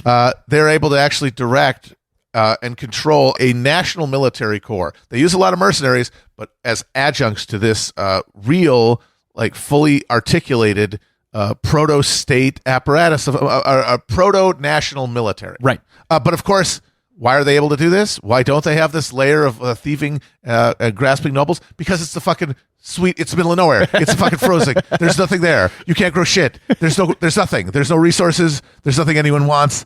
Therefore, they're not going to get your swarm of nobles to cut over the carbs. It's the same reason that there's no really embedded feudalism in the Low Countries. Right. At which point they were undrained swamps. And in those places, noble rule is weakest. And then you get the ability for this nascent national structure to emerge that unifies interests and pushes them in one direction. But you can only push so far against the limits of your material base, and which is one reason that Gustavus saw the only future of Swedish power in dominating continental Europe, getting tribute from the rich, actually fertile, not frozen all the time, German lands of central and northern Germany.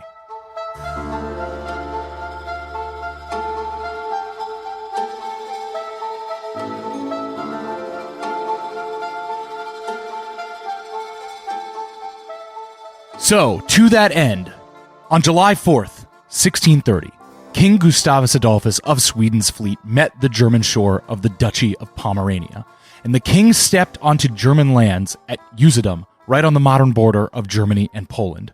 While disembarking, the king tripped, stumbled, and fell to one knee, which people immediately said was because he had been driven to his knee in a holy reverie, asking God for his blessing.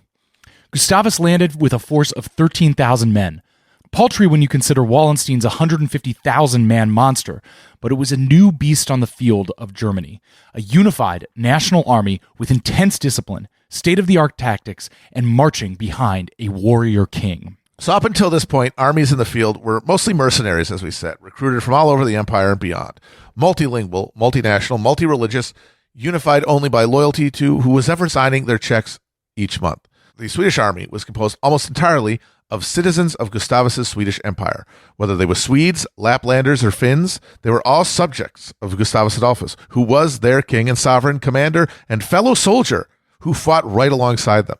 The cavalry and artillery regiments were almost uniformly Swedes, and while the infantry filled out its ranks with various Scots recruited from Charles I's Britain and Germans picked up along the way, they were folded into this singular national military project in a much more concrete way than their mercenary counterparts, who would just as often switch banner for higher pay after a losing battle than sticking around with their current company. While the army contained troops of various religions, unity through Lutheranism was enforced. The army prayed twice daily, and soldiers were assigned a book of Lutheran hymns, so again, they could all sing the word of God together. The elite core of the Swedish cavalry, though, was composed of Finns. They were known as Hakapaletas, which is Finnish for cut them down, which is what they would yell as they would ride through retreating infantry and cut them down with their sabers. They would yell, cut them down. So they were Hakapaletas, and they were the most feared of all of the Swedish troops. When the Finns showed up to your village, you were fucked. Would they also ride reindeer? There were many accounts, and there are many woodcuts and carvings of Finnish cavalry on reindeer, just to emphasize how alien they were. Their language was the most alien. They were the most scary because they were the most alien part of the Swedish army. By the way, the imperial version of that is the Croatian cavalry, yes, who were the most culturally and linguistically alien of the imperial Catholic forces, and as such, the ones who were most feared by the peasantry. Also, fun fact, the necktie came from Croatian uniforms being admired by some of their more fashionable allies like the French around this time. But just on that note, I don't think we've quite mentioned it yet, but one of the things I find funniest about this period of war is that often when two armies met in battle, they would all fight each other. One would get exhausted, one would win, and then the losers would just walk over and become part of the winner's army. Yep, they would just sign a new contract of service. Yes. And furthermore, Gustavus developed a kind of egalitarianism in his army. Units were cross-trained, giving cavalry and infantry some capability with artillery, and both artillery and infantry were given riding training. This allowed various units to take over for down specialty units, literally picking up a gun if their comrade went down, or possibly immediately putting artillery captured from the enemy on the battlefield back into use without waiting to drag it back to the Swedish line. On top of this, Gustavus's army brought new, smaller, more mobile guns into their formation, finally creating a mobile cannon infantry that could outmatch the feared Spanish tercios version of the pike and shot formation. All of these innovations have led Gustavus to be called the father of combined arms in warfare, linking his various units, cavalry, artillery, and infantry into a single fearsome machine of highly agile, highly responsive, highly destructive force. Finally, Gustavus enforced strict discipline among his ranks. Even the Swedes had difficulty keeping their army paid regularly, and all the while the king was on campaign, Oxenstierna was cracking open the finances, looking for every fee, duty, toll, tax, and custom he could use an extra percentage point of income out of. But what Gustavus did provide was some of the best supplies and rations of the conflict. The entire army was kept well-fed and well-supplied with cloaks, gloves, stockings, and waterproof boots, which you got to imagine, that's a huge plus. If you don't have waterproof boots in this 30 years war, you're goddamn. practically it's like a mech suit. Yes. Just having a sealed leather on your feet, yes. And so Gustavus demanded strict restraint from the kind of brutal local plunder that kept the mercenary armies supplied, with violators being summarily court-martialed and shot. But this then meant that if there was ever a need to strategically raise an area, Gustavus could release his men to plunder, and the Swedes would descend on the land with the particularly intense ravenousness of an unshackled animal. Yeah, one of the things that was notable about the Swedish troops is that they would march into battle with full complacency, eyes blank, mouths slack, basically dead already. Emotionally. In the great Lutheran tradition, the great Swedish Lutheran tradition of, I have been freezing my balls off on a hell-swept plain for my entire life. The world holds no pleasures for me. I am already dead. And it was very unnerving to the more carnally inclined Catholic armies. The beer and sausage Bavarians. Yeah, the beer and sausage Germans seeing that, and they get creeped out fast. Yes. I mean, we were talking about the alienness of the Swedish army before. Their descent into Germany, as we're going to outline in this episode, is basically like the stormtroopers arriving. Yeah. It's a steamroller. It is in a relentless 500-mile wide swath that runs, we'll say it again, but it runs broadly diagonally from northeast to southwest. Yes. And everything before it is just pulled up, and along the way, they pick up the allies, they pick up deserters and prisoners of war, and it just becomes this the unstoppable momentum. So in June of 1630, in the Pomeranian city of Stralsund, on the eve of Gustavus's landing, the Swedes first published the king's manifesto justifying his invasion and declaring his intentions in the German lands. By the end of the year, it went through 23 editions in 5 languages. Written by a Swedish diplomat in the voice of the king, the manifesto cited the emperor's intervention on behalf of Gustavus's Polish enemies, who were also the emperor's in-laws, as a justification for a retaliation. The invasion was framed not as a religious crusade against the papal Antichrist, but as a defense of German liberties from the threat of Habsburg tyranny. Yet the Protestant German princes were slow to rally to his cause. Gustavus's army easily seized effective control of the sandy backwater of Pomerania, annexing Stralsund outright and strong-arming the Duke into providing funds to the Swedes and acknowledging the Swedish right to sequester his dukedom upon his death, basically telling him, you thought your eldest son was going to get Pomerania after we got bad news for you, it's going to the king after you die. This made some of the princes anxious at the prospect of trading one imperial tyranny for another. The Protestant Chancellor of Brandenburg told a convention of princely representatives, the Swede is a foreign king who had no business in the empire. But Gustavus was not going to take no for an answer. He told his wife's brother, also from Brandenburg, I don't want to hear about neutrality. His grace will be my friend or my foe. This is a fight between God and the devil. If his grace is with God, he must join me. If he is for the devil, he must fight me. There is no third way. Now that, of course, didn't stop old John George of Saxony from trying to find one.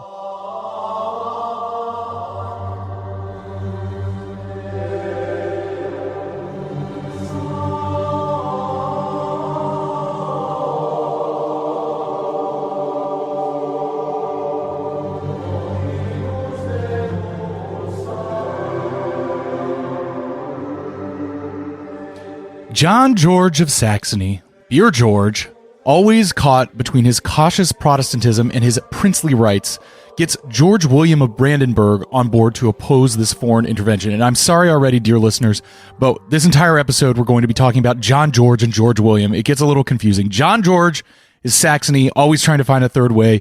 George William is the elector of Brandenburg, and he's also a bit of a pussy, trying to find a third way. But John George is the moderate block, yes, of Protestant electors, right? And they are in the west, in the east and north of Germany, yes, and they're basically the lands directly bordering the region that Gustavus is invading.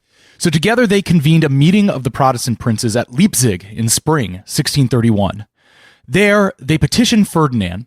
We are ready to make peace in Germany against the Swedish menace if we can do something about the Edict of Restitution and the imperial armies that are still in the field. John George, with Wallenstein's general von Arnim, begins fielding an army in the north, competing with Gustavus for men, supplies, and dominance. Emperor Ferdinand, presented with a broad alliance of princes, crossing religious divisions, ready to stand together in common cause for the unity of the empire against the menace of foreign invaders, of course, rejects the offer. Oy. Rescinding the edict would, of course, be heresy. Surely these electors were just making the same flaccid demands they had been making for over a decade. Ferdinand, man, learn to take a deal. Come on. Take yes for an answer, dude. I mean, it's this devil's knot because it is driven by Ferdinand's genuine religious conviction that he had a duty as emperor to re-Catholicize the empire and that he had to continue resisting. That the edict was crucial to that, but also the edict was the structure that the edict was how he was going to carry out the project of Habsburg domination, right? And maintaining and battening up and supporting in the face of this, deep crisis that they were in, the continued domination of the empire. So he might have been better off not to do it, but at the same time, is there any deal he makes with those Brandenburg and Saxony that does not ultimately undermine his authority?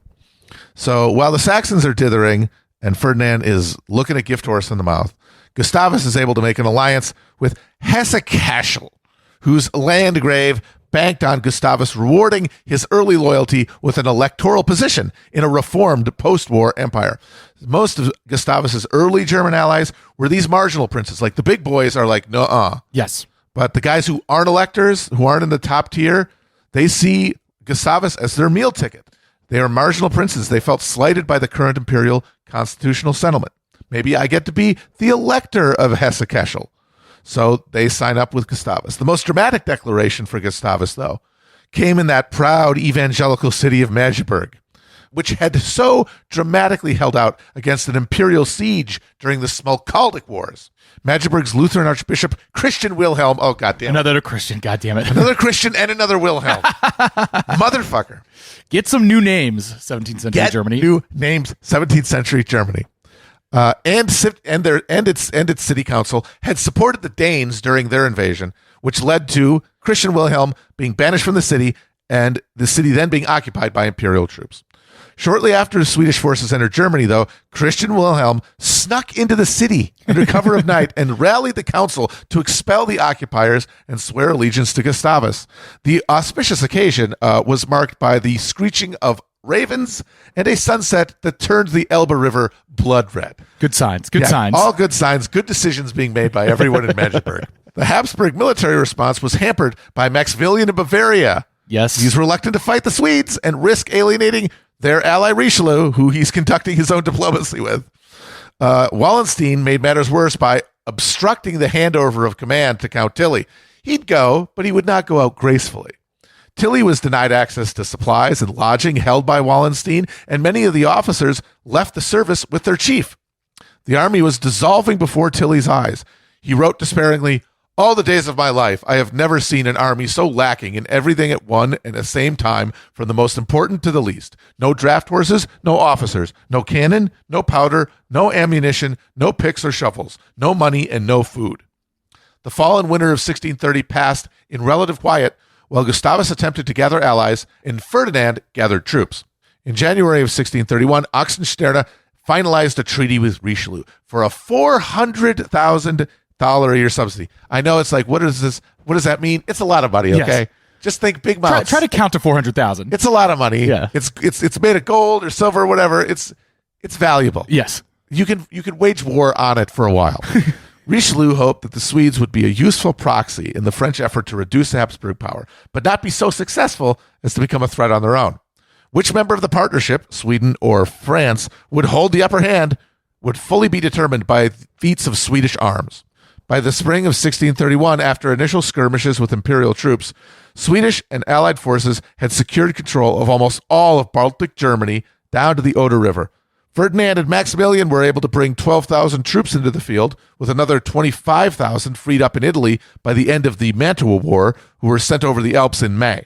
So, I mean, the one thing that I think about here is, like, remember that this time last year in the story, Wallenstein had 150,000 men in the field. Yeah. And we were talking about the army dissolving in front of Tilly, and the important thing is that Ferdinand has to fire Wallenstein, but Wallenstein is more than just his men. He's the genius of logistics. He is the actual brains of the operation. Yes. It all runs on him. And as we said, the top officers under his command are essentially his creatures and go with him. So the military is, from a command perspective, decapitated, and he takes all of his capital with him and goes home. He takes his ball and goes home. Because remember, he had turned Friedland into a perfectly efficient war-making machine. Yeah. And without him, you don't have any of that. No boots, no waterproof boots. It's all going away. And people just start, like, what happened with these armies is that once supplies stopped coming in, people would just start walking away. Yeah. They would just leave.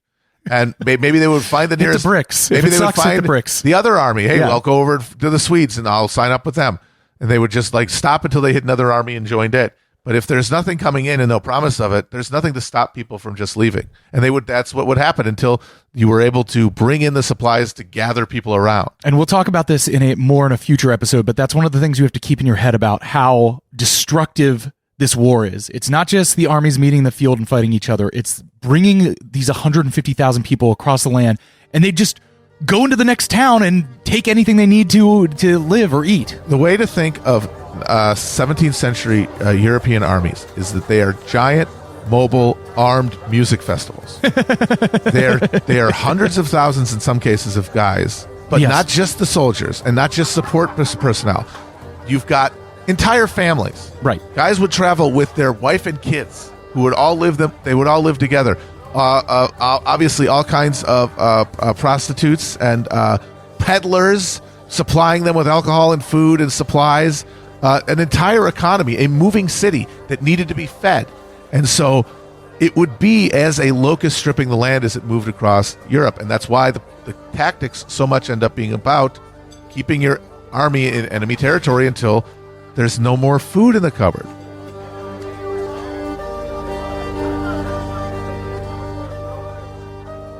Meanwhile, the situation in Magdeburg had become dire. With Christian William reasserting control of the city, General Tilly had dispatched Field Marshal Gottfried Heinrich Graf zu Pappenheim to besiege the city, which he did in late March 1631. Magdeburg remained one of the most fervently Protestant strongholds, a necessary node of power Gustavus sought to link up with. He had dispatched one of his commanders to help fortify the city, but soon the number of Catholic troops surrounding the city grew to equal the total population of the city itself, a city surrounded by a city of war. Yep. While Gustavus attempted to negotiate passage and support from the recalcitrant Protestant electors of Brandenburg and Saxony, negotiations between Tilly and Pappenheim's forces and the Magdeburg city councilors deteriorated. Finally, on May 20th, 1631, despite a last desperate motion for surrender being made by the city burghers, Tilly ordered a final assault on the city. Pappenheim, a Catholic convert, Hey, another one of those guys. who had vowed to suffer a wound for every year he spent as a Protestant heretic, That's hardcore. That's metal. and had led the brutal repression of those Austrian peasant rebels we talked about, and had earned the nickname Scarred Heinz after being shot up at White Mountain and left for dead.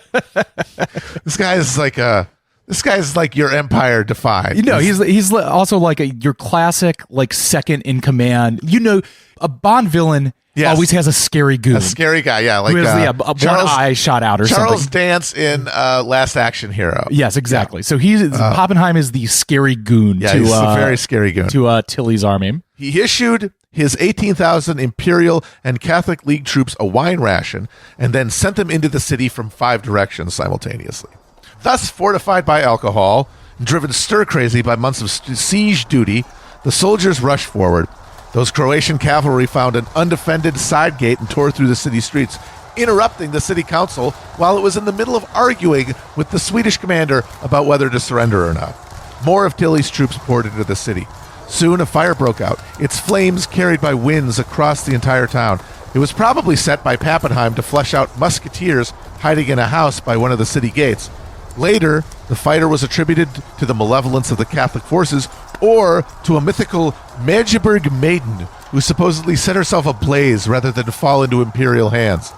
Whatever the cause, by the end of the day, 1,700 of the 1,900 buildings had burnt to the ground.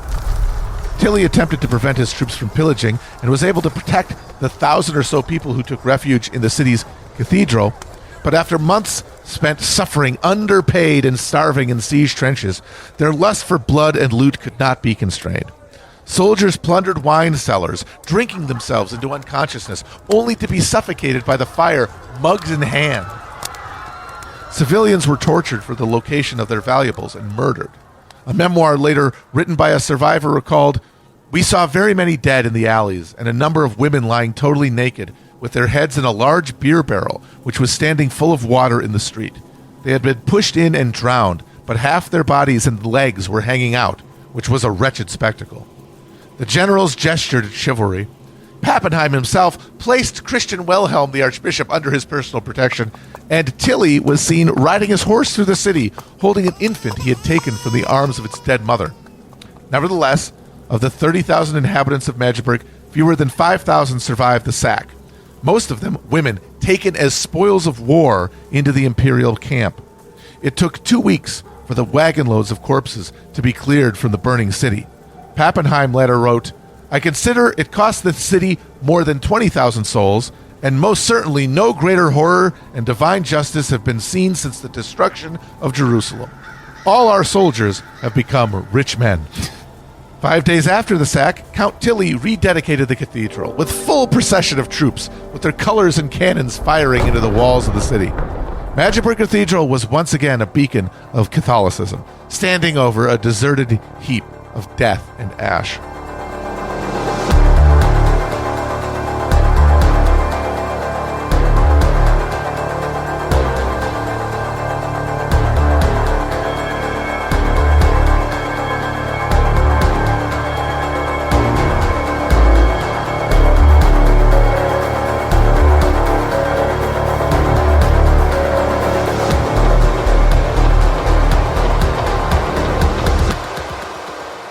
sack and burning of Magdeburg was immediately seized by the Protestant side as a propaganda weapon against the emperor. In 1631, over 200 pamphlets and 40 broadsheets about the sack were published across the continent, with titles like Copy of Letter from Magdeburg and Short but True and Proper Report How the Capture and Destruction of the Ancient and Famous City of Magdeburg Took Place. They gloried in the horrifying details and condemned the imperial and League forces as blood-drunk savages no better than Turks. But of course, since the authors of these pamphlets were Protestants, some of them couldn't totally let the Magdeburgers off the hook. The Short and Proper Report observed that the city fathers must have faltered in their faith and neglected to seek penance from the Lord if such a harsh punishment were ever to occur. With such benighted leadership, it was inevitable that just as Christ was crucified, that much innocent blood was spilled to such ungodly landsknechts. R.I.P. to them, but I'm different. The shadow of Magdeburg would loom over the rest of the war. Terms like Magdeburgization and Magdeburg Quarter would be used as grim shorthand by the Protestants for the complete destruction and violent eradication of their enemies. The same justice they had been shown at Magdeburg. More immediately, it brought those Protestant forces on the fence about the Swedish intervention into more confident alliance with the king. The United Provinces soon joined the French in directing subsidies to his efforts and made plans to go on the offensive into the Spanish Flanders. Spanish Flanders. Stupid Spanish Flanders. George William of Brandenburg, previously attempting to walk the line between imperial and Swedish forces, finally capitulated and signed a treaty with the king, offering key forts and resources of Brandenburg to his cause. 1 month after the siege, on June 22nd, 1631, Gustavus Adolphus and George William spent a wild day and night of feasting and drinking together in Berlin. While Gustavus and George William partied, Tilly's victory at Magdeburg was already turning to ash in his mouth. Bizarrely, Richelieu had signed a secret treaty with Maximilian of Bavaria, recognizing Maximilian as the rightful elector of Palatine and binding each other in support if attacked, and not to attack each other's enemies.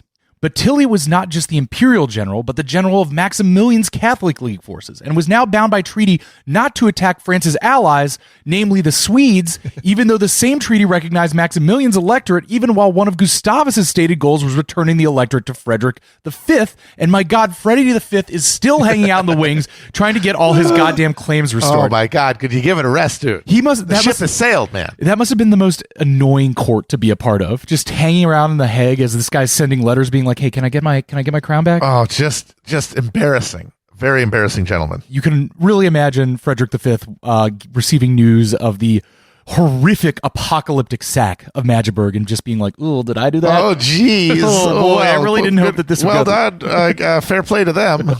I know what I'm owned." So what is Richelieu up to here? I mean, broadly, the idea is that he can be conducting this side diplomacy because he considers Gustavus Adolphus basically a puppet that he can control. Yes, his hope is that he can, by supporting both Maximilian's Catholic League and the Swedish Lutheran intervention, he is able to keep it so that they both check the Habsburgs while checking each other. Right. That's what he's hoping to be able to maintain, is a balance there. But if Gustavus is too successful, it will throw off the entire balance. Like it really only works if all three of these poles are in equal power. Exactly. If anybody gets the upper hand here in a significant way, it undermines his broader goals. But that's why we play the games. You got to roll the dice sometimes.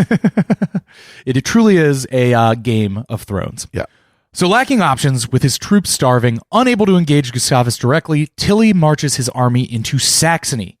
And finally, the second recalcitrant elector, John George, Old Beer George, was forced by events to take a side. Get off the fucking fence, George. And on September 11th, 1631, he signed a treaty with Gustavus Adolphus, allowing the Swede to enter Saxony and take command of the elector's troops, with the key provision being, quote, as long as the emergency lasts. So even in his alliance, he's trying to put an out for himself. He's never wanting to commit too much. He just wants everyone to.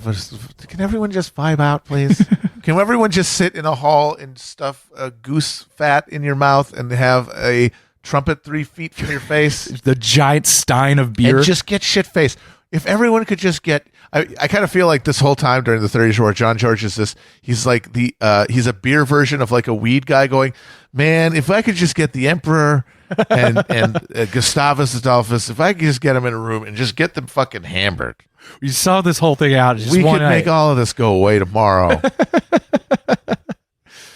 Meanwhile, Tilly had made it to Leipzig in Saxony, and after the city initially put up resistance to his pressure for food and quarter for his troops, he was able to occupy it on September 16th.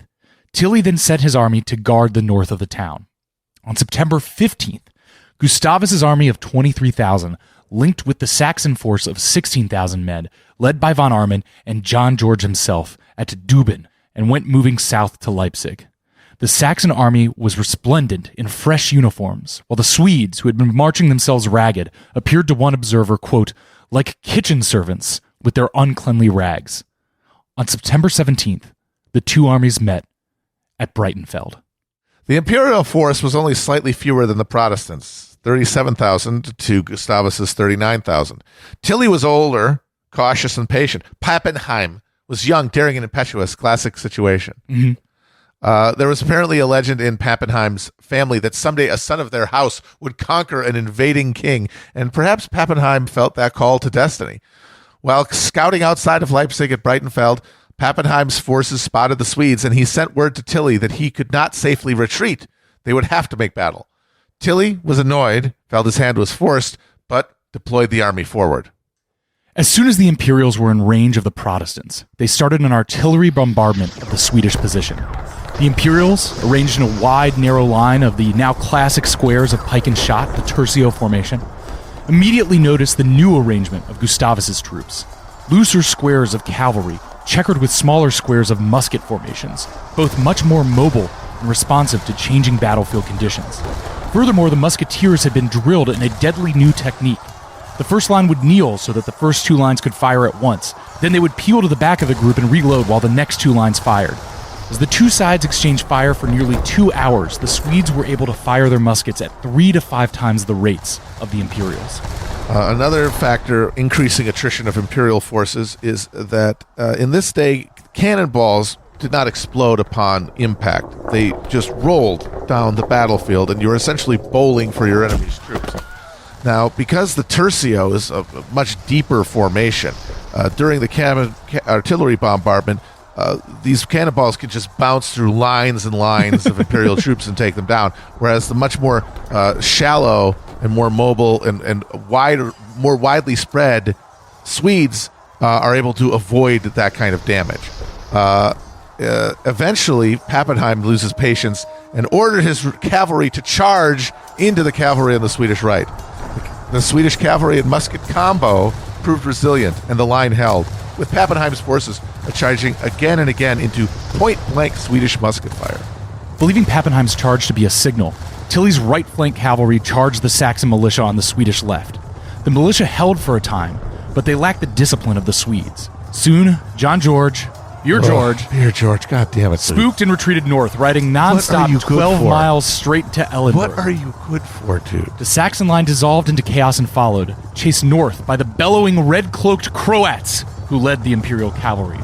Gustavus's left flank was now dangerously exposed, and though he had not ordered either charge, Tilly himself saw the opening and commanded his main mass of Imperial pike and shot tercios to sweep the Swedish left flank.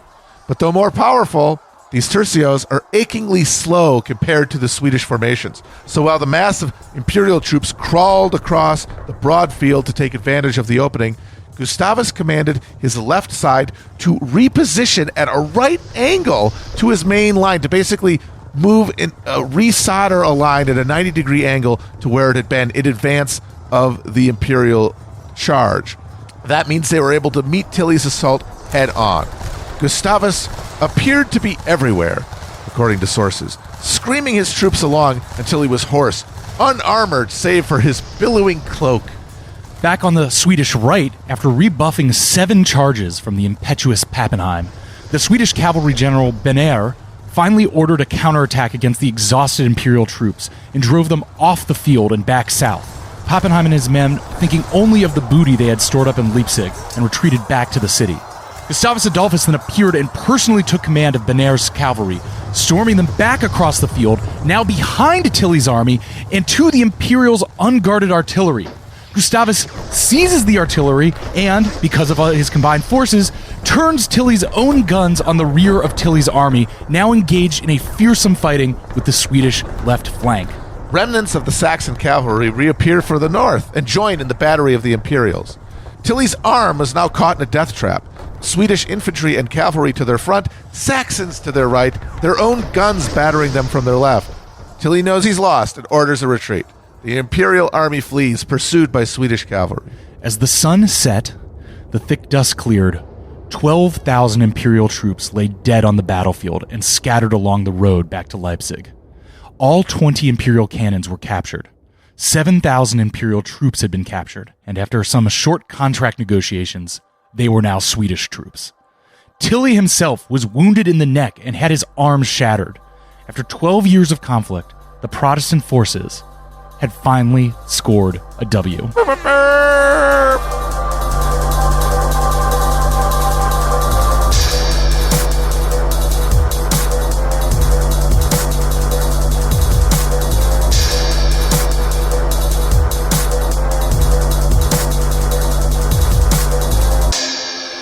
The first Battle of Breitenfeld, spoiler alert, sorry, yes, it's the first Battle of Breitenfeld, is the bass drop in the EDM song that is the 30 Years' War. Any remaining skepticism about Gustavus's ability or intentions among Germany's Protestant worthies evaporated as the news spread. The victory had been so complete that some speculated that the Swedes wouldn't stop until they'd plundered Rome and clapped the Pope in irons. Protestant preachers in the pay of the king walked the countryside in advance of the Swedish army, rhapsodizing in village squares and taverns about this Lion of the North and his holy army. Catholics saw in him the embodiment of doom, as the Jesuit order, in the words of the Swedish intelligentsier, comforted their credulous novices with his being Antichrist and that he should reign 3 years and a half and no longer. It's like, don't worry, guys. Yes, he's kicking our asses, but he's the Antichrist, so 3.5 years. Which I'm sure is based on some kind of bizarre biblical numerology. Yes, of course. As we see here, Tilly led the remnants of his army west into Westphalia to meet up with reinforcements, allowing Gustavus to pick up local German auxiliaries as his forces relentlessly marched southwest along the course of the River Main. In November, Gustavus marched triumphantly into Frankfurt, which observers noted he was now in this very same room where the emperors at their coronation used to be entertained. There may be a sign of good luck in that, and perchance this may not be the last time that he shall there be seated. By December, Heidelberg, the capital of the Palatinate, the capital of Reformed Protestantism, where this whole bloody disaster had first been conceived of by a coven of alchemists, religious fanatics, and opportunists, was in Swedish hands. In April 1632, the Swedish army met the Imperials at Rhein and drove them off, killing Tilly with an arquebus or maybe cannon blast that shattered his thigh. R.I.P. He was 73. Now, Tilly was a career army guy. He had been on horseback his entire 50 adult years. life. Can you imagine, 50 years, being 73, sleeping in 17th century tents, He's on been riding a horse every day 10 of his hours life. a day? He's into his 70s. He's doing this, and just bouncing around and having to deal with all these dumb, water-headed nobles writing him letters, telling him to be somewhere, telling him they can't pay him, they can't keep the troops in the field, telling him he's got to go. Oh well, figure it out. Find the money somewhere. All to take an arquebus to the leg and just. We all love to name things after Augsburg.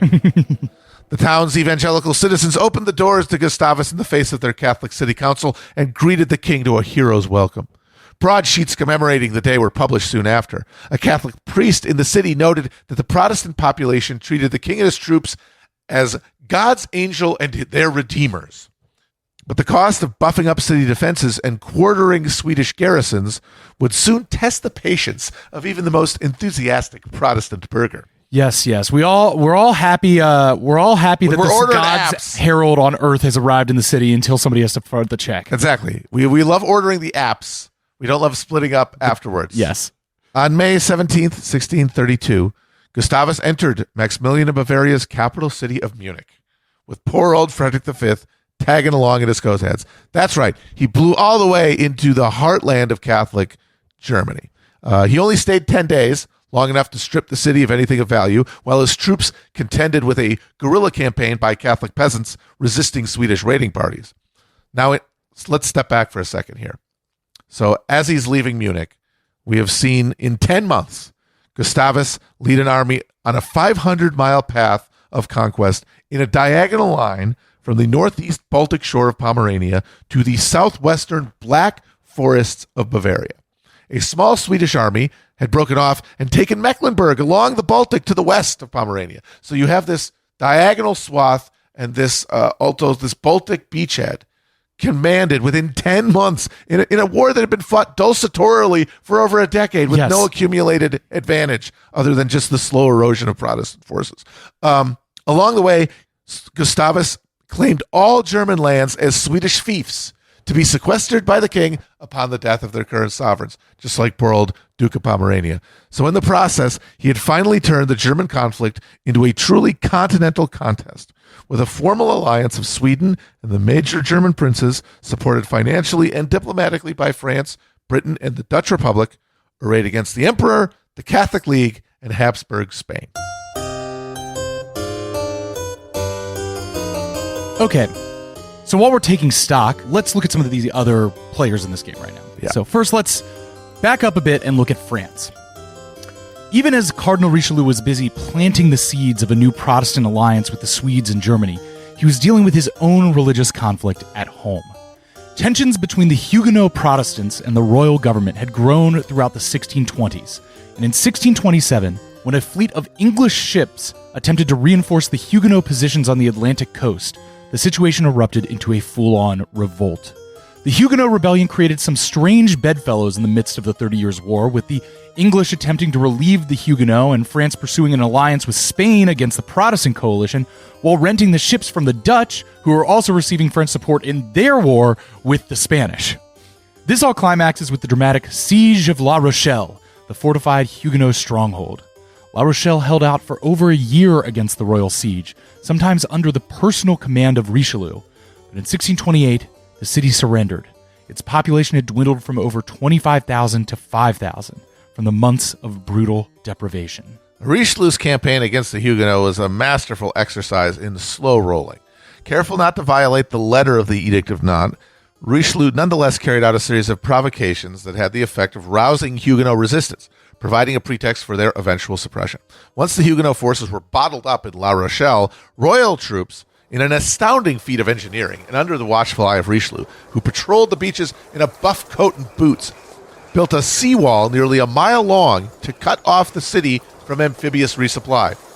Although the Edict of Nantes wasn't rescinded until 1685, the fall of La Rochelle meant the effective end of the Huguenots as an independent military and political force in France. This is only part of Richelieu's grand strategy to enlarge the authority and capacity of the French state.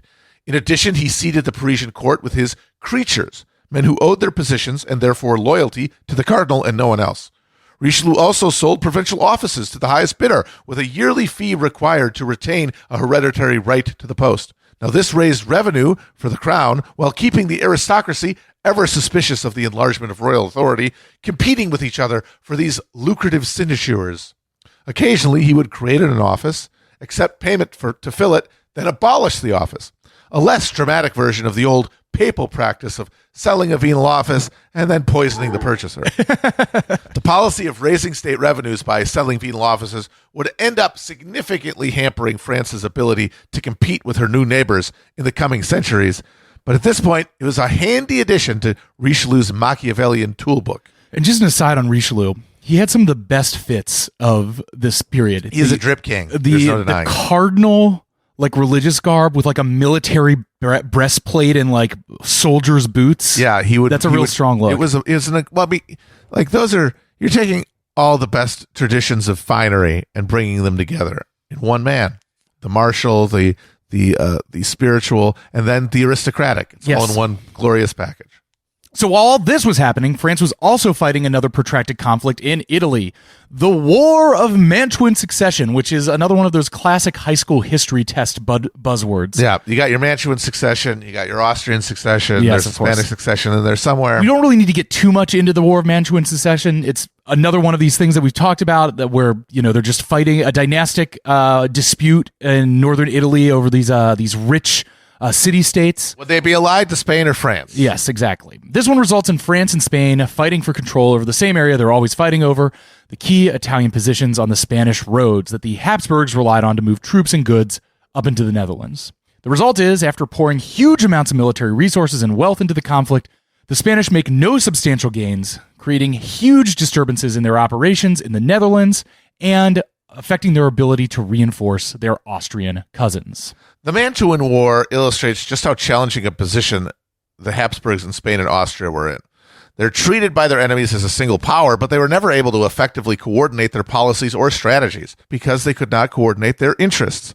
One of the things that hampered imperial efforts to crush the Danes and secure the Baltic was the diversion of 30,000 troops to Italy in 1630. Wallenstein had begged Ferdinand not to send them, and all they ended up doing was bringing bubonic plague, which sparked an outbreak that killed 35% of the population of northern Italy by the end of the next year.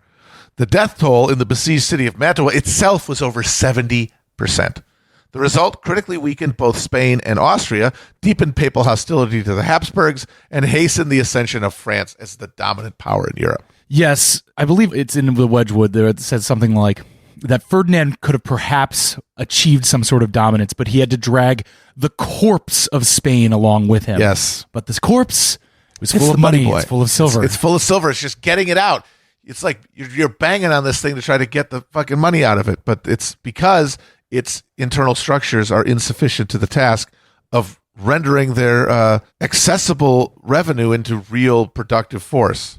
And I'm always banging on this, but it's just looking at here, we're seeing all these different ingredients of how to build a state. Richelieu with his bureaucratic absolutism, Yeah. Gustavus with his military command state, the Dutch with their merchant republic, Ferdinand with a Catholicized empire. Yeah. They all have one tool, but you need to put it all together to get a functional state. Yeah, the Habsburgs more than anything else, they have tapped into New World resources and changed the game at a basic level. They broke through scarcity constraints there. But that's all they can do. They have otherwise an antiquated and sclerotic structure. And nobody else has anything that can touch that, but they have something else, but they lack another thing. And so they just fight against each other frantically because of the crisis conditions that they are having to accommodate, but none can come to the top yet because none of these ingredients have yet cohered in one polity. Exactly. Foreshadowing.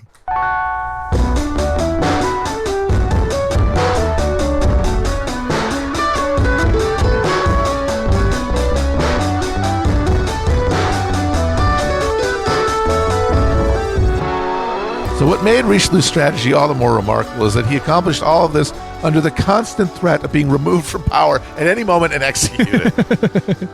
During this period, the cardinal's hold on young Louis XIII was strong, but just as strong was the hatred of the spurned Queen Mother, Maria de' Medici, who had been Richelieu's original patron, Right.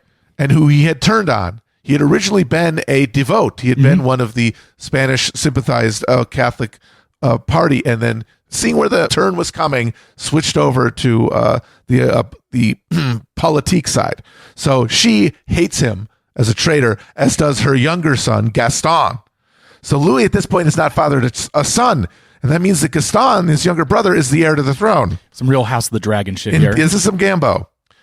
So Marie and Gaston had that devout faction in the French court that wanted a holy alliance with Spain against the Protestant heretics and pressed for a resolution to the Mantuan War at the Diet of Regensburg. Where Wallenstein got fired. Right. If the frequently ill Louis died, that's the other thing. He's not one of the robust guys. He's one of the little coughing guys. If the frequently ill Louis died, Richelieu would be dismissed, at least, probably executed, and French foreign policy reoriented towards Spain. Right. Now all this conflict came to the head on the Day of the Dupes. Great day. Great name for a day. November of 1630, when the Queen Mother confronted her son and the Cardinal in his chambers, demanding that Louis choose between the two once and for all. Louis gave no answer and fled to his hunting lodge. Now, Richelieu, Marie, and the rest of court all assumed that this was the end of the Cardinal. With his enemies gathering to celebrate in the Luxembourg Palace, Richelieu traveled to the king's hunting palace to face the music. There, Louis reaffirmed his commitment to the Cardinal and his policy. Richelieu's court enemies were arrested, the Queen Mother was exiled, and the Regensburg Treaty was abrogated. It was either another example of the king's fecklessness, or Louis basically invented the prank show genre here. Spain was forced to agree to peace on less favorable terms in Mantua, and the Cardinal was free to pursue his alliance with Protestant Sweden. Although that policy didn't look as sound a year later, with Gustavus Adolphus the master of Germany and capable of posing his own threat to French supremacy. It's kind of like a bachelor rose ceremony, but just deciding who gets exiled or executed. Yep. All the cuts, the dramatic music, and King Louis XIII, like, I've made a decision. Yep. You could look at this as a moment where, like, this is like a real hinge point of history, because it just comes down to this guy's decision. Mm-hmm. That would have been the end of Richelieu if he had wanted it to be. Why not? And I think it comes down to he wanted to be king, and Richelieu had a vision of how he could govern as a king. The devout faction at the end in that moment of time is asking the kingdom to be devolved, basically, right? To the power devolved away to some abstract papacy and to the fucking nobility and away from the dynasty. Plus, Richelieu was just a Chad, and I imagine he was very convincing. Honeyed words, and he looked so good. Yes. How are you going to say no to a man dripped out? So speaking of the Spanish, the war in the Netherlands had gone hot and taken a turn. And very sorry, but I've got some tough words coming up here, so we'll see how I do. In 1629, Dutch forces were able to lay siege and eventually take the city of Sergotenbusch? I think it's Sergotenbusch. It's the name of the city starts with an apostrophe. Apostrophe. The first letter in the name is an apostrophe. It's an apostrophe S dash small s dash then large H. Hergotenbusch. Hergotenbusch. I'm going to call this Sergotenbusch. Sergotenbusch. And I include the name of the city basically to make myself try to pronounce it. Good luck. That was good. I think we got there. Sergotenbusch. Sergotenbusch. The city was Sergotenbusch. Call me Sergotenbusch. The city was considered impregnable. It was the main base of Spanish operations in the United Provinces and loyal to the Spanish for decades. Its capture was seen as a major black eye for the Spanish and a turning point in the conflict. And also interesting here, the siege was apparently a bit of a European tourist destination because of the ingenuity for which it was conducted. Military-minded nobles from across the continent were coming to admire and learn from Frederick Henry, who is the military commander of the Dutch United Forces' novel methods, which included, of course, building a series of dikes and pump systems. They're Dutch folks. Yes, they've got one move. They're the dozers from Fraggle Rock. Yes. You get them together, they're going to start building a dike, they're going to start building a canal. So we built a series of dikes and pump systems to drain the water from the town's civil defenses. Wild. And also present there, a bunch of guys who are going to be players later in our story in the English Civil War, with the guys like Thomas Fairfax and Jacob Astley just hanging around watching these dikes get built. You know, we've been making some fun of these Calvinists on this show, but just think about that. You've literally reversed the course of water. You have done what Moses did. Mm-hmm. You've parted waters just by your mutual action. Yes. Your coordinated effort has done this, has wrought a miracle. Of course you are the elect. How could you not be? Look what you're capable of. Look at works you're capable of. The Dutch were rallying civic militias and fielding massive armies at this point, sometimes reaching over 120,000 men mobilized, which is insane considering the Netherlands is an area the size of like Maryland in the 17th century to field 120,000 men. Stadtholder Prince Frederick Henry of Orange, the successor of Maurice. Yes. The commander of the Dutch forces pressed the advantage, and by summer 1632, with his successful siege of Maastricht, had pushed the Spanish basically back into the Spanish Netherlands, a.k.a. Belgium. So basically the entire war since the end of the truce was a waste of time. Right. Those were natural borders, basically.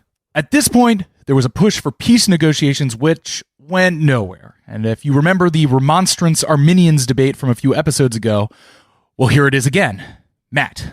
So the Dutch East India Company had been established we talked about it, to manage the risks of the various Indonesian, Southeast Asian, and Indian trade networks that had at that point been funded by these cartels of urban merchants concentrated in the commercial capital of Amsterdam. The East India Company brought these disparate projects under one corporate umbrella and administration. It would minimize risk and raise funds through the sale of stock certificates to private investors. This company, of course, was an arm of the nascent Dutch Republic, which was politically dominated by the regents, the same urban merchant grandees who owned controlling stock in the East India Company. The aim of the state and the aim of capital are in alignment, and that is to extend Dutch control over Asia's trade routes, using the profits reaped to fund a holy war to liberate the entire Netherlands from the Jesuitical Spanish yoke and make even more money doing it, stacking those guilders, son. But there were urban burghers, many from the smaller, less influential cities outside of Holland, who were left out of the patronage networks that gathered around the East India Company stockholders and had an interest at trying their hand at extending Dutch trade networks to the Caribbean. However, at this point, the Caribbean is largely a Spanish lagoon, and the expense of competing with the Spanish there was more than the penny-pinching Amsterdam regents were willing to bear. Johan van Oldenbarnevelt, remember him? Yes. The official who represented Amsterdam business interests on the diplomatic stage, agreed as part of the 12 years truce to restrict Dutch trade and shipping in the Caribbean. But when Oldenbarnevelt was beheaded in a quasi-military coup by Maurice of Nassau's war party, which was headed in the cities by rivals to Amsterdam, it meant the war would recommence, and with it, Dutch colonization efforts in the Americas. So, in 1621, same year the 12 years truce expired, the Dutch West India Company was chartered, using the same basic corporate governance structure as the East India Company, with board seats reserved for set numbers of representatives from the different regions of the Netherlands. Amsterdam still had the most seats, but the balance of interests on the board was dominated by the young money hustlers from the surrounding provinces. East India Company ships settled colonies and established trading networks from the Hudson River Valley in North America to Brazil in the south. And hey, this is where New Amsterdam gets its start. This is where New Amsterdam shows up. Good old New York. Good old New York was New Amsterdam, as well as outposts in Western and Southern Africa. They also engaged in an aggressive privateering campaign against Spanish treasure and trade ships in the Caribbean. This piracy war climaxed with the Battle of Matanza Bay in 1628, which saw a Dutch privateer squadron capture the entire 31-ship Spanish silver fleet that held the entire year's tribute from the colonies to the crown in Madrid. They snatched the entire bag. Yes. The Dutch seized over 11 million guilders and other valuable trade goods and used the proceeds to pay the Dutch army that finally took the city of Herstbottenbush. Remember that guy? Yes. They only were able to keep those guys in the trenches by giving them Spain's own goddamn silver. And you're like, if you're the Spanish general there, you're like, they're paying their guys with our money? Oh just God. the brutalest of out. It's like, this is a machine that works fighting one that is breaking down. Exactly. Nevertheless, the cost of fighting the war drained the company coffers and provided scant return to the investors back home, which helped return the political initiative to the Peace Party in Amsterdam. The network of colonies, trading posts, and supply chains built by the West India Company became the triangle trade infrastructure that would in time form the material base for the entire political economy of the Atlantic world. And which we're still basically living in the shadow of. This is what we're trying to tell you, folks. This is where the bones are being forged. When that guy comes back to life in Hellraiser, yes, when the blood and sinew drift up from the boards, that's what we're seeing happen of the way the modern political economy works. It is stuff moving from Europe to Africa to the Americas, and then back. That is going to build all of our institutions. And the way that capitalism unfolds is determined by that relationship. And it's happening all right here with these goofy Dutch guys building dikes around Sir Gottenbush. Yep, just so that they could beat the Spanish. Yes. We're not trying to do that. We're not trying to build a capitalist god that we're going to worship and destroy the world with. We just want to get the Spanish out of here. Yes. So that we can all worship as we see fit. Of course. We can live in accordance with our values. And who doesn't want that? It's on its face a noble pursuit. Yep.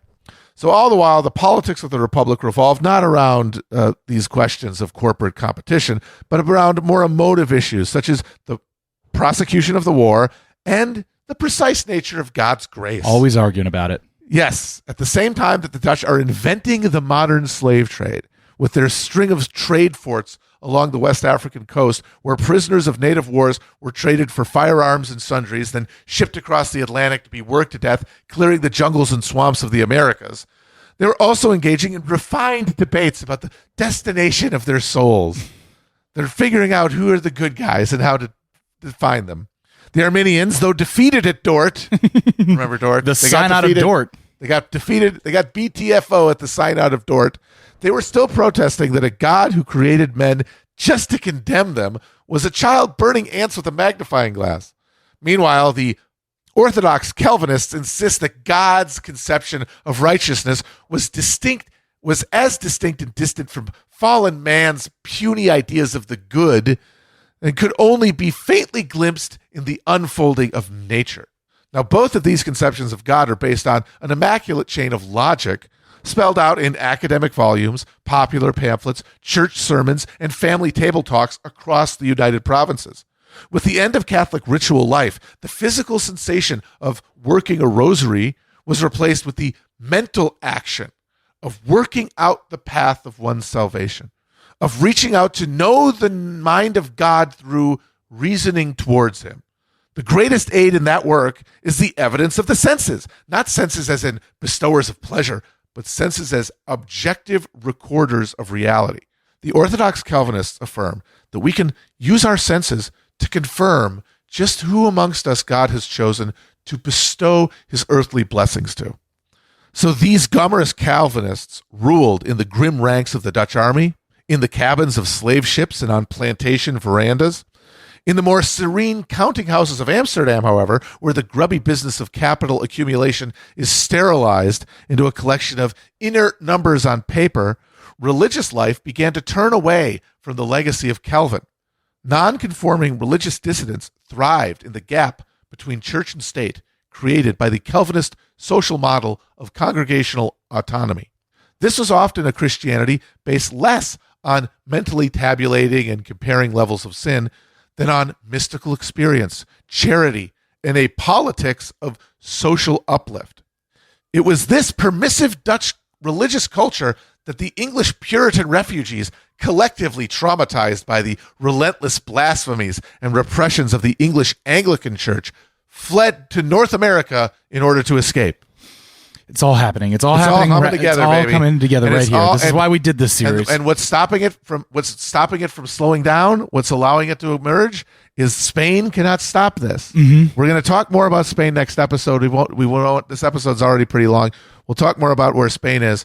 Suffice it to say that Olivares' attempt to impose some sort of centralizing state-building discipline on the Spanish war effort fails apart in the face of regional revolts and resistance from the autonomous powers in the various regions of the Spanish Empire, both in the colonies and in Iberia.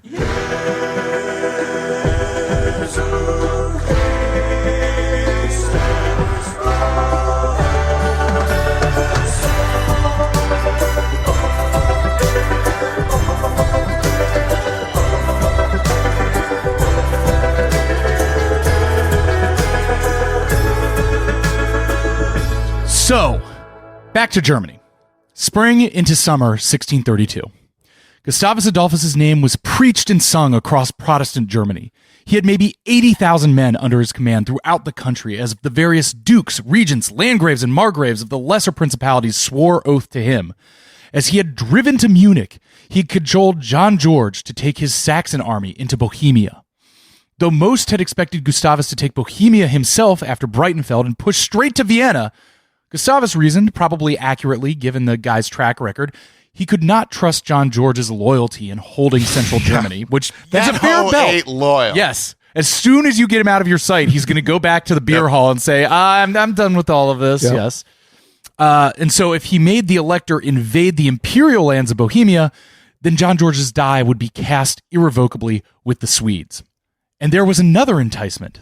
Albrecht Wallenstein, remember him, had generously offered to simply cede Prague to the Protestant forces. And on November 15th, 1631, the Saxon army under Van Arman had taken Prague without a fight. Protestants in Prague again. Protestants in They're Prague. back, It's baby. back. They did it. Wallenstein. It turns out his petulant patience had been the right strategy. The Habsburgs were, at this moment, properly fucked.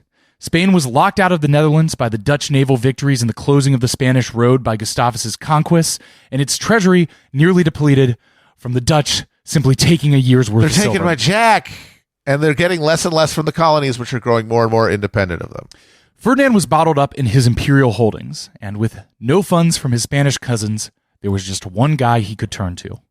Through November and December 1631, the emperor sent a series of letters to Wallenstein, some written in his own hand, pleading the general to retake his post and resume funding the imperial cause, and eventually sent a delegation to Wallenstein not so much to negotiate terms, but simply to ask the general what he wanted. And on the last day of 1631, Wallenstein relented and said he would raise an army by the following March. So Gustavus's smashing victories had scared Maximilian fully back into the arms of the emperor, and he agreed to submit the remaining pieces of the Catholic League army to Wallenstein's overall command. With Count Tilly dead, there was no serious competitor for power at the top of the new imperial army, which took rapid shape as Wallenstein, given access to the revenues of the Habsburg imperial lands, activated huge numbers of veterans who had been at loose ends since their demobilization. The cold weather, as well as the deprivations and plagues spread by the marauding armies, had destroyed significant parts of Germany's rural and urban economy. Many veterans were willing to sign up for half the bonus money they had received upon their first enlistment. Wallenstein's forces gathered in the south, while Pappenheim brought together the tattered remnants of the League and imperial armies in the northwest. Wallenstein had leveraged the emperor's desperation to secure for himself total military and diplomatic authority over the war effort, answerable only to Ferdinand himself.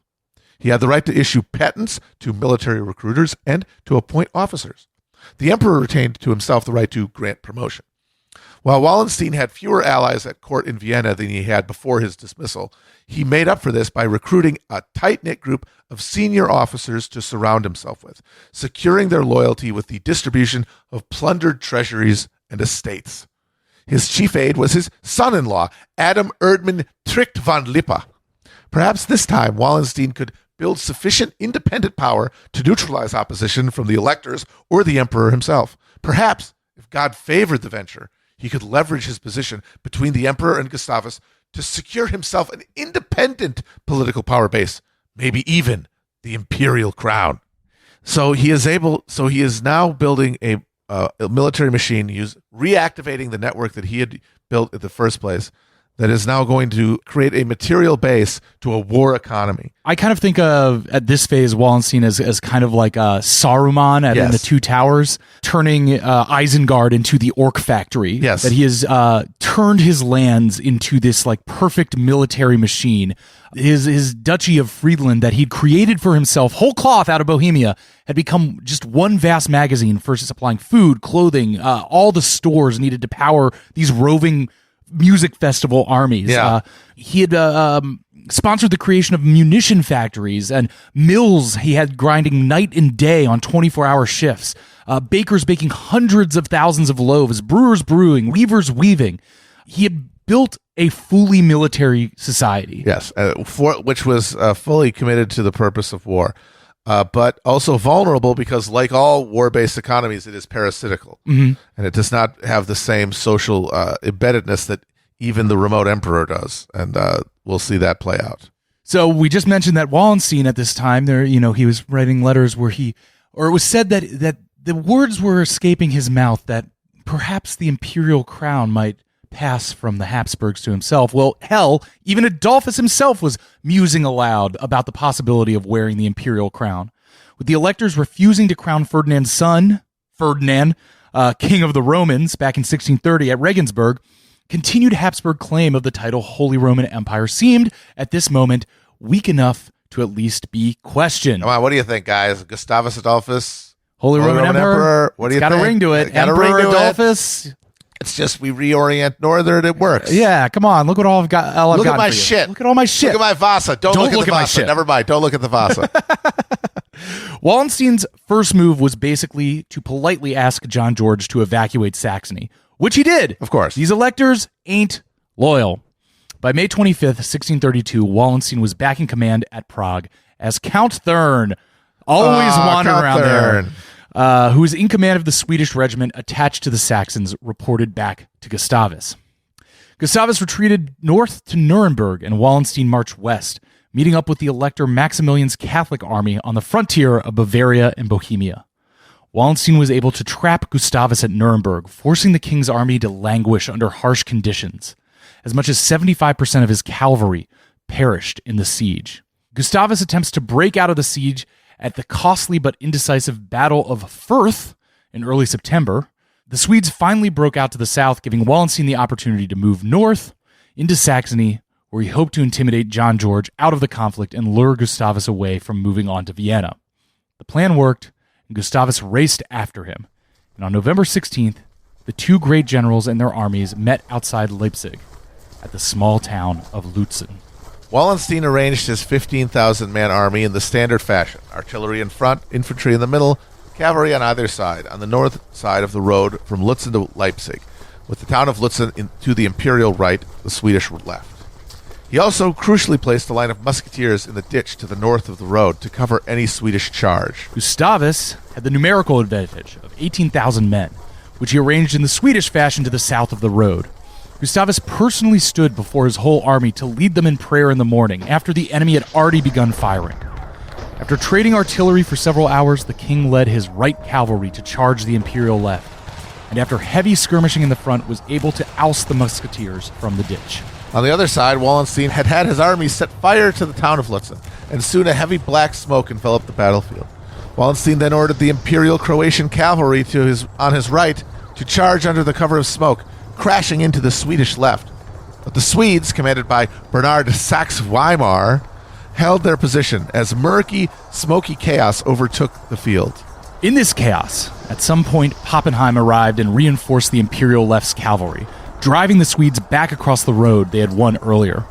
Pappenheim took a musket ball to the lung and would die choking on his own blood while lying in a coach on the way back to Leipzig, a blood-stained copy of Wallenstein's orders in his pocket. This is the orders that Wallenstein had given him to get him to the battlefield. The enemy is marching in this direction. The Lord leave everything standing and lying, and make your way here with all men and cannon, so that he can be here with us early tomorrow morning. I, however, remain wherein. And then he says, P.S. He, the enemy, is already at the pass where yesterday there was the bad road. And on the back of the envelope he wrote, in Latin, Cito, cito, citissime, cito. Quick, quick, very quick, quick. And he did. He got there, and then he took a bullet. And apparently you can still see that letter in Vienna? Yeah. It's R.I.P. Pappenheim. You got to dispatch the goon before you get to the main guy. Exactly. Gustavus Adolphus, the king who believed the ship that carries him cannot sink, rode into the smoke of the Swedish left flank and urged his men forward. But only his horse was seen riding out of the smoke cloud. Somewhere in the smoke, the king had been killed. As rumor without confirmation of the king's demise began to spread the field, Bernard Saxe-Weimar rallied the Swedish left and drove the imperial cavalry back into the flames of Lützen. The Swedish right also rallied, retook the road, and drove Pappenheim's forces off the field. Wallenstein had lost command of the field and retreated at nightfall north to Halle in an embarrassing tactical defeat, but a shattering strategic victory. Gustavus Adolphus's body was eventually found, nude, under a pile of corpses in the ditch on the imperial side of the road. He had been stabbed, shot twice in the arm, once in the side, once in the back, and the killing shot in his right temple. The Swedish camp celebrated their victory in silence. It took some time for the news of the king's death to spread. In a letter written the day after the battle, Wallenstein could only vouch, after reporting the death of Pappenheim, that they say that the king is also dead. He took pains to note as well that while he chose to retire from the field first, I have received from the enemy more than 30 standards and flags. He no more than 5 or most 6 from me. But soon enough, the reality of Adolphus's death began to sink in. In less than 3 years, Gustavus had taken Sweden from the frozen periphery of Europe to the heart of continental power. A devastating series of battlefield victories and territorial conquest had seen Gustavus outgrow his alliance with France, gaining the potential ability to redraw the map of the Holy Roman Empire, taking its capital from Vienna to Stockholm. This obviously caused great anxiety in Paris, where Richelieu's policy of financial subsidy for the Swedes threatened to turn Gustavus into the effective head of a military and diplomatic alliance of Protestant nations that would be able to fatally check French ambitions for continental hegemony. The old iron law of unintended consequences. But fortunately for the cardinal, Gustavus died at Lutzen, and with him stopped the beating heart of the Swedish war machine. The throne passed to his 8-year-old daughter Christina and was held in regency by Chancellor Oxenstierna, who took over command of the Swedish army. But nerdy little Axel is no Gustavus, and the Swedish military intervention immediately began to lose purpose and cohesion. To prop up this Protestant side, France would soon be forced to give up its pose of interested neutrality and formally enter the war. This post-Gustavus period is held in German memory as the darkest, most savage, and miserable years of the conflict. Now, this perception underestimates just how much darkness, savagery, and misery had been suffered and inflicted in the first part of the war, but it is undeniable that after more than a decade of ravening armies marching in every direction, the social and economic cohesion of the affected German lands was beginning to seriously fray. It's also true that with the grand designs of Ferdinand and the Swedes coming apart, the strategic logic of the war gave way to a policy of pure attrition, with the Spanish and Imperials competing with the Franco-Swedish alliance to keep their armies on their opponent's territory as long as possible, tearing through each other's agricultural surplus like locusts to make the enemy sue for peace to save their grain. Senior officers on both sides embraced the cynical spirit of the age and leveraged their command to extort lands and positions from the highest bidder, while stripping the towns and villages they encountered of anything valuable. These are years that would be remembered for generations as a time of rape, torture, robbery, and murder of peasants by soldiers, as well as spasms of bloody vengeance visited by peasants upon soldiers, a time of plague outbreaks and witch hysteria, crop failures and starvation, all churned into being by the ceaseless trudge of armies across the ravaged center of Germany. The first 3 horsemen of the apocalypse were on their wild hunt. The people, hiding from cavalry patrols in freezing forests, awaited the arrival of the 4th horseman, the pale rider of death, the only deliverance remaining to be sought. And yet, there was one man who still had the resources, the authority, the vision, and the will to pursue a policy of total victory. Albrecht Wallenstein was still in the field, still commanded the most viable force in the empire, if not the continent, still with his eyes on the prize. Gustavus Adolphus had said that no ship that carried him could sink, then foundered like the Great Vasa. And now it was time for Count Wallenstein to build his own ship of destiny.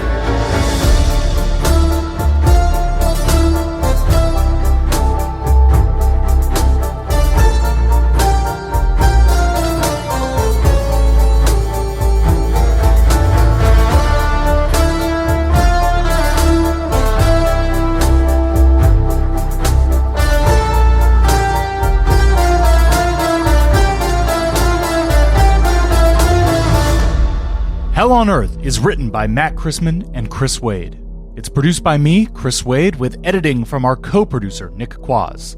Show art and animation is from the great Ben Clarkson, and you can find a supplemental interactive atlas for the series by John White over at hellonearth.chapotraphouse.com. Our theme music is by Nick Diamonds, with additional music by Alessandro Takeshi, The Great Varelli, John Ahrens, Tyrant King, Frederick Scarfoni, and Austin Riley. Join us next week as we finally go to hell.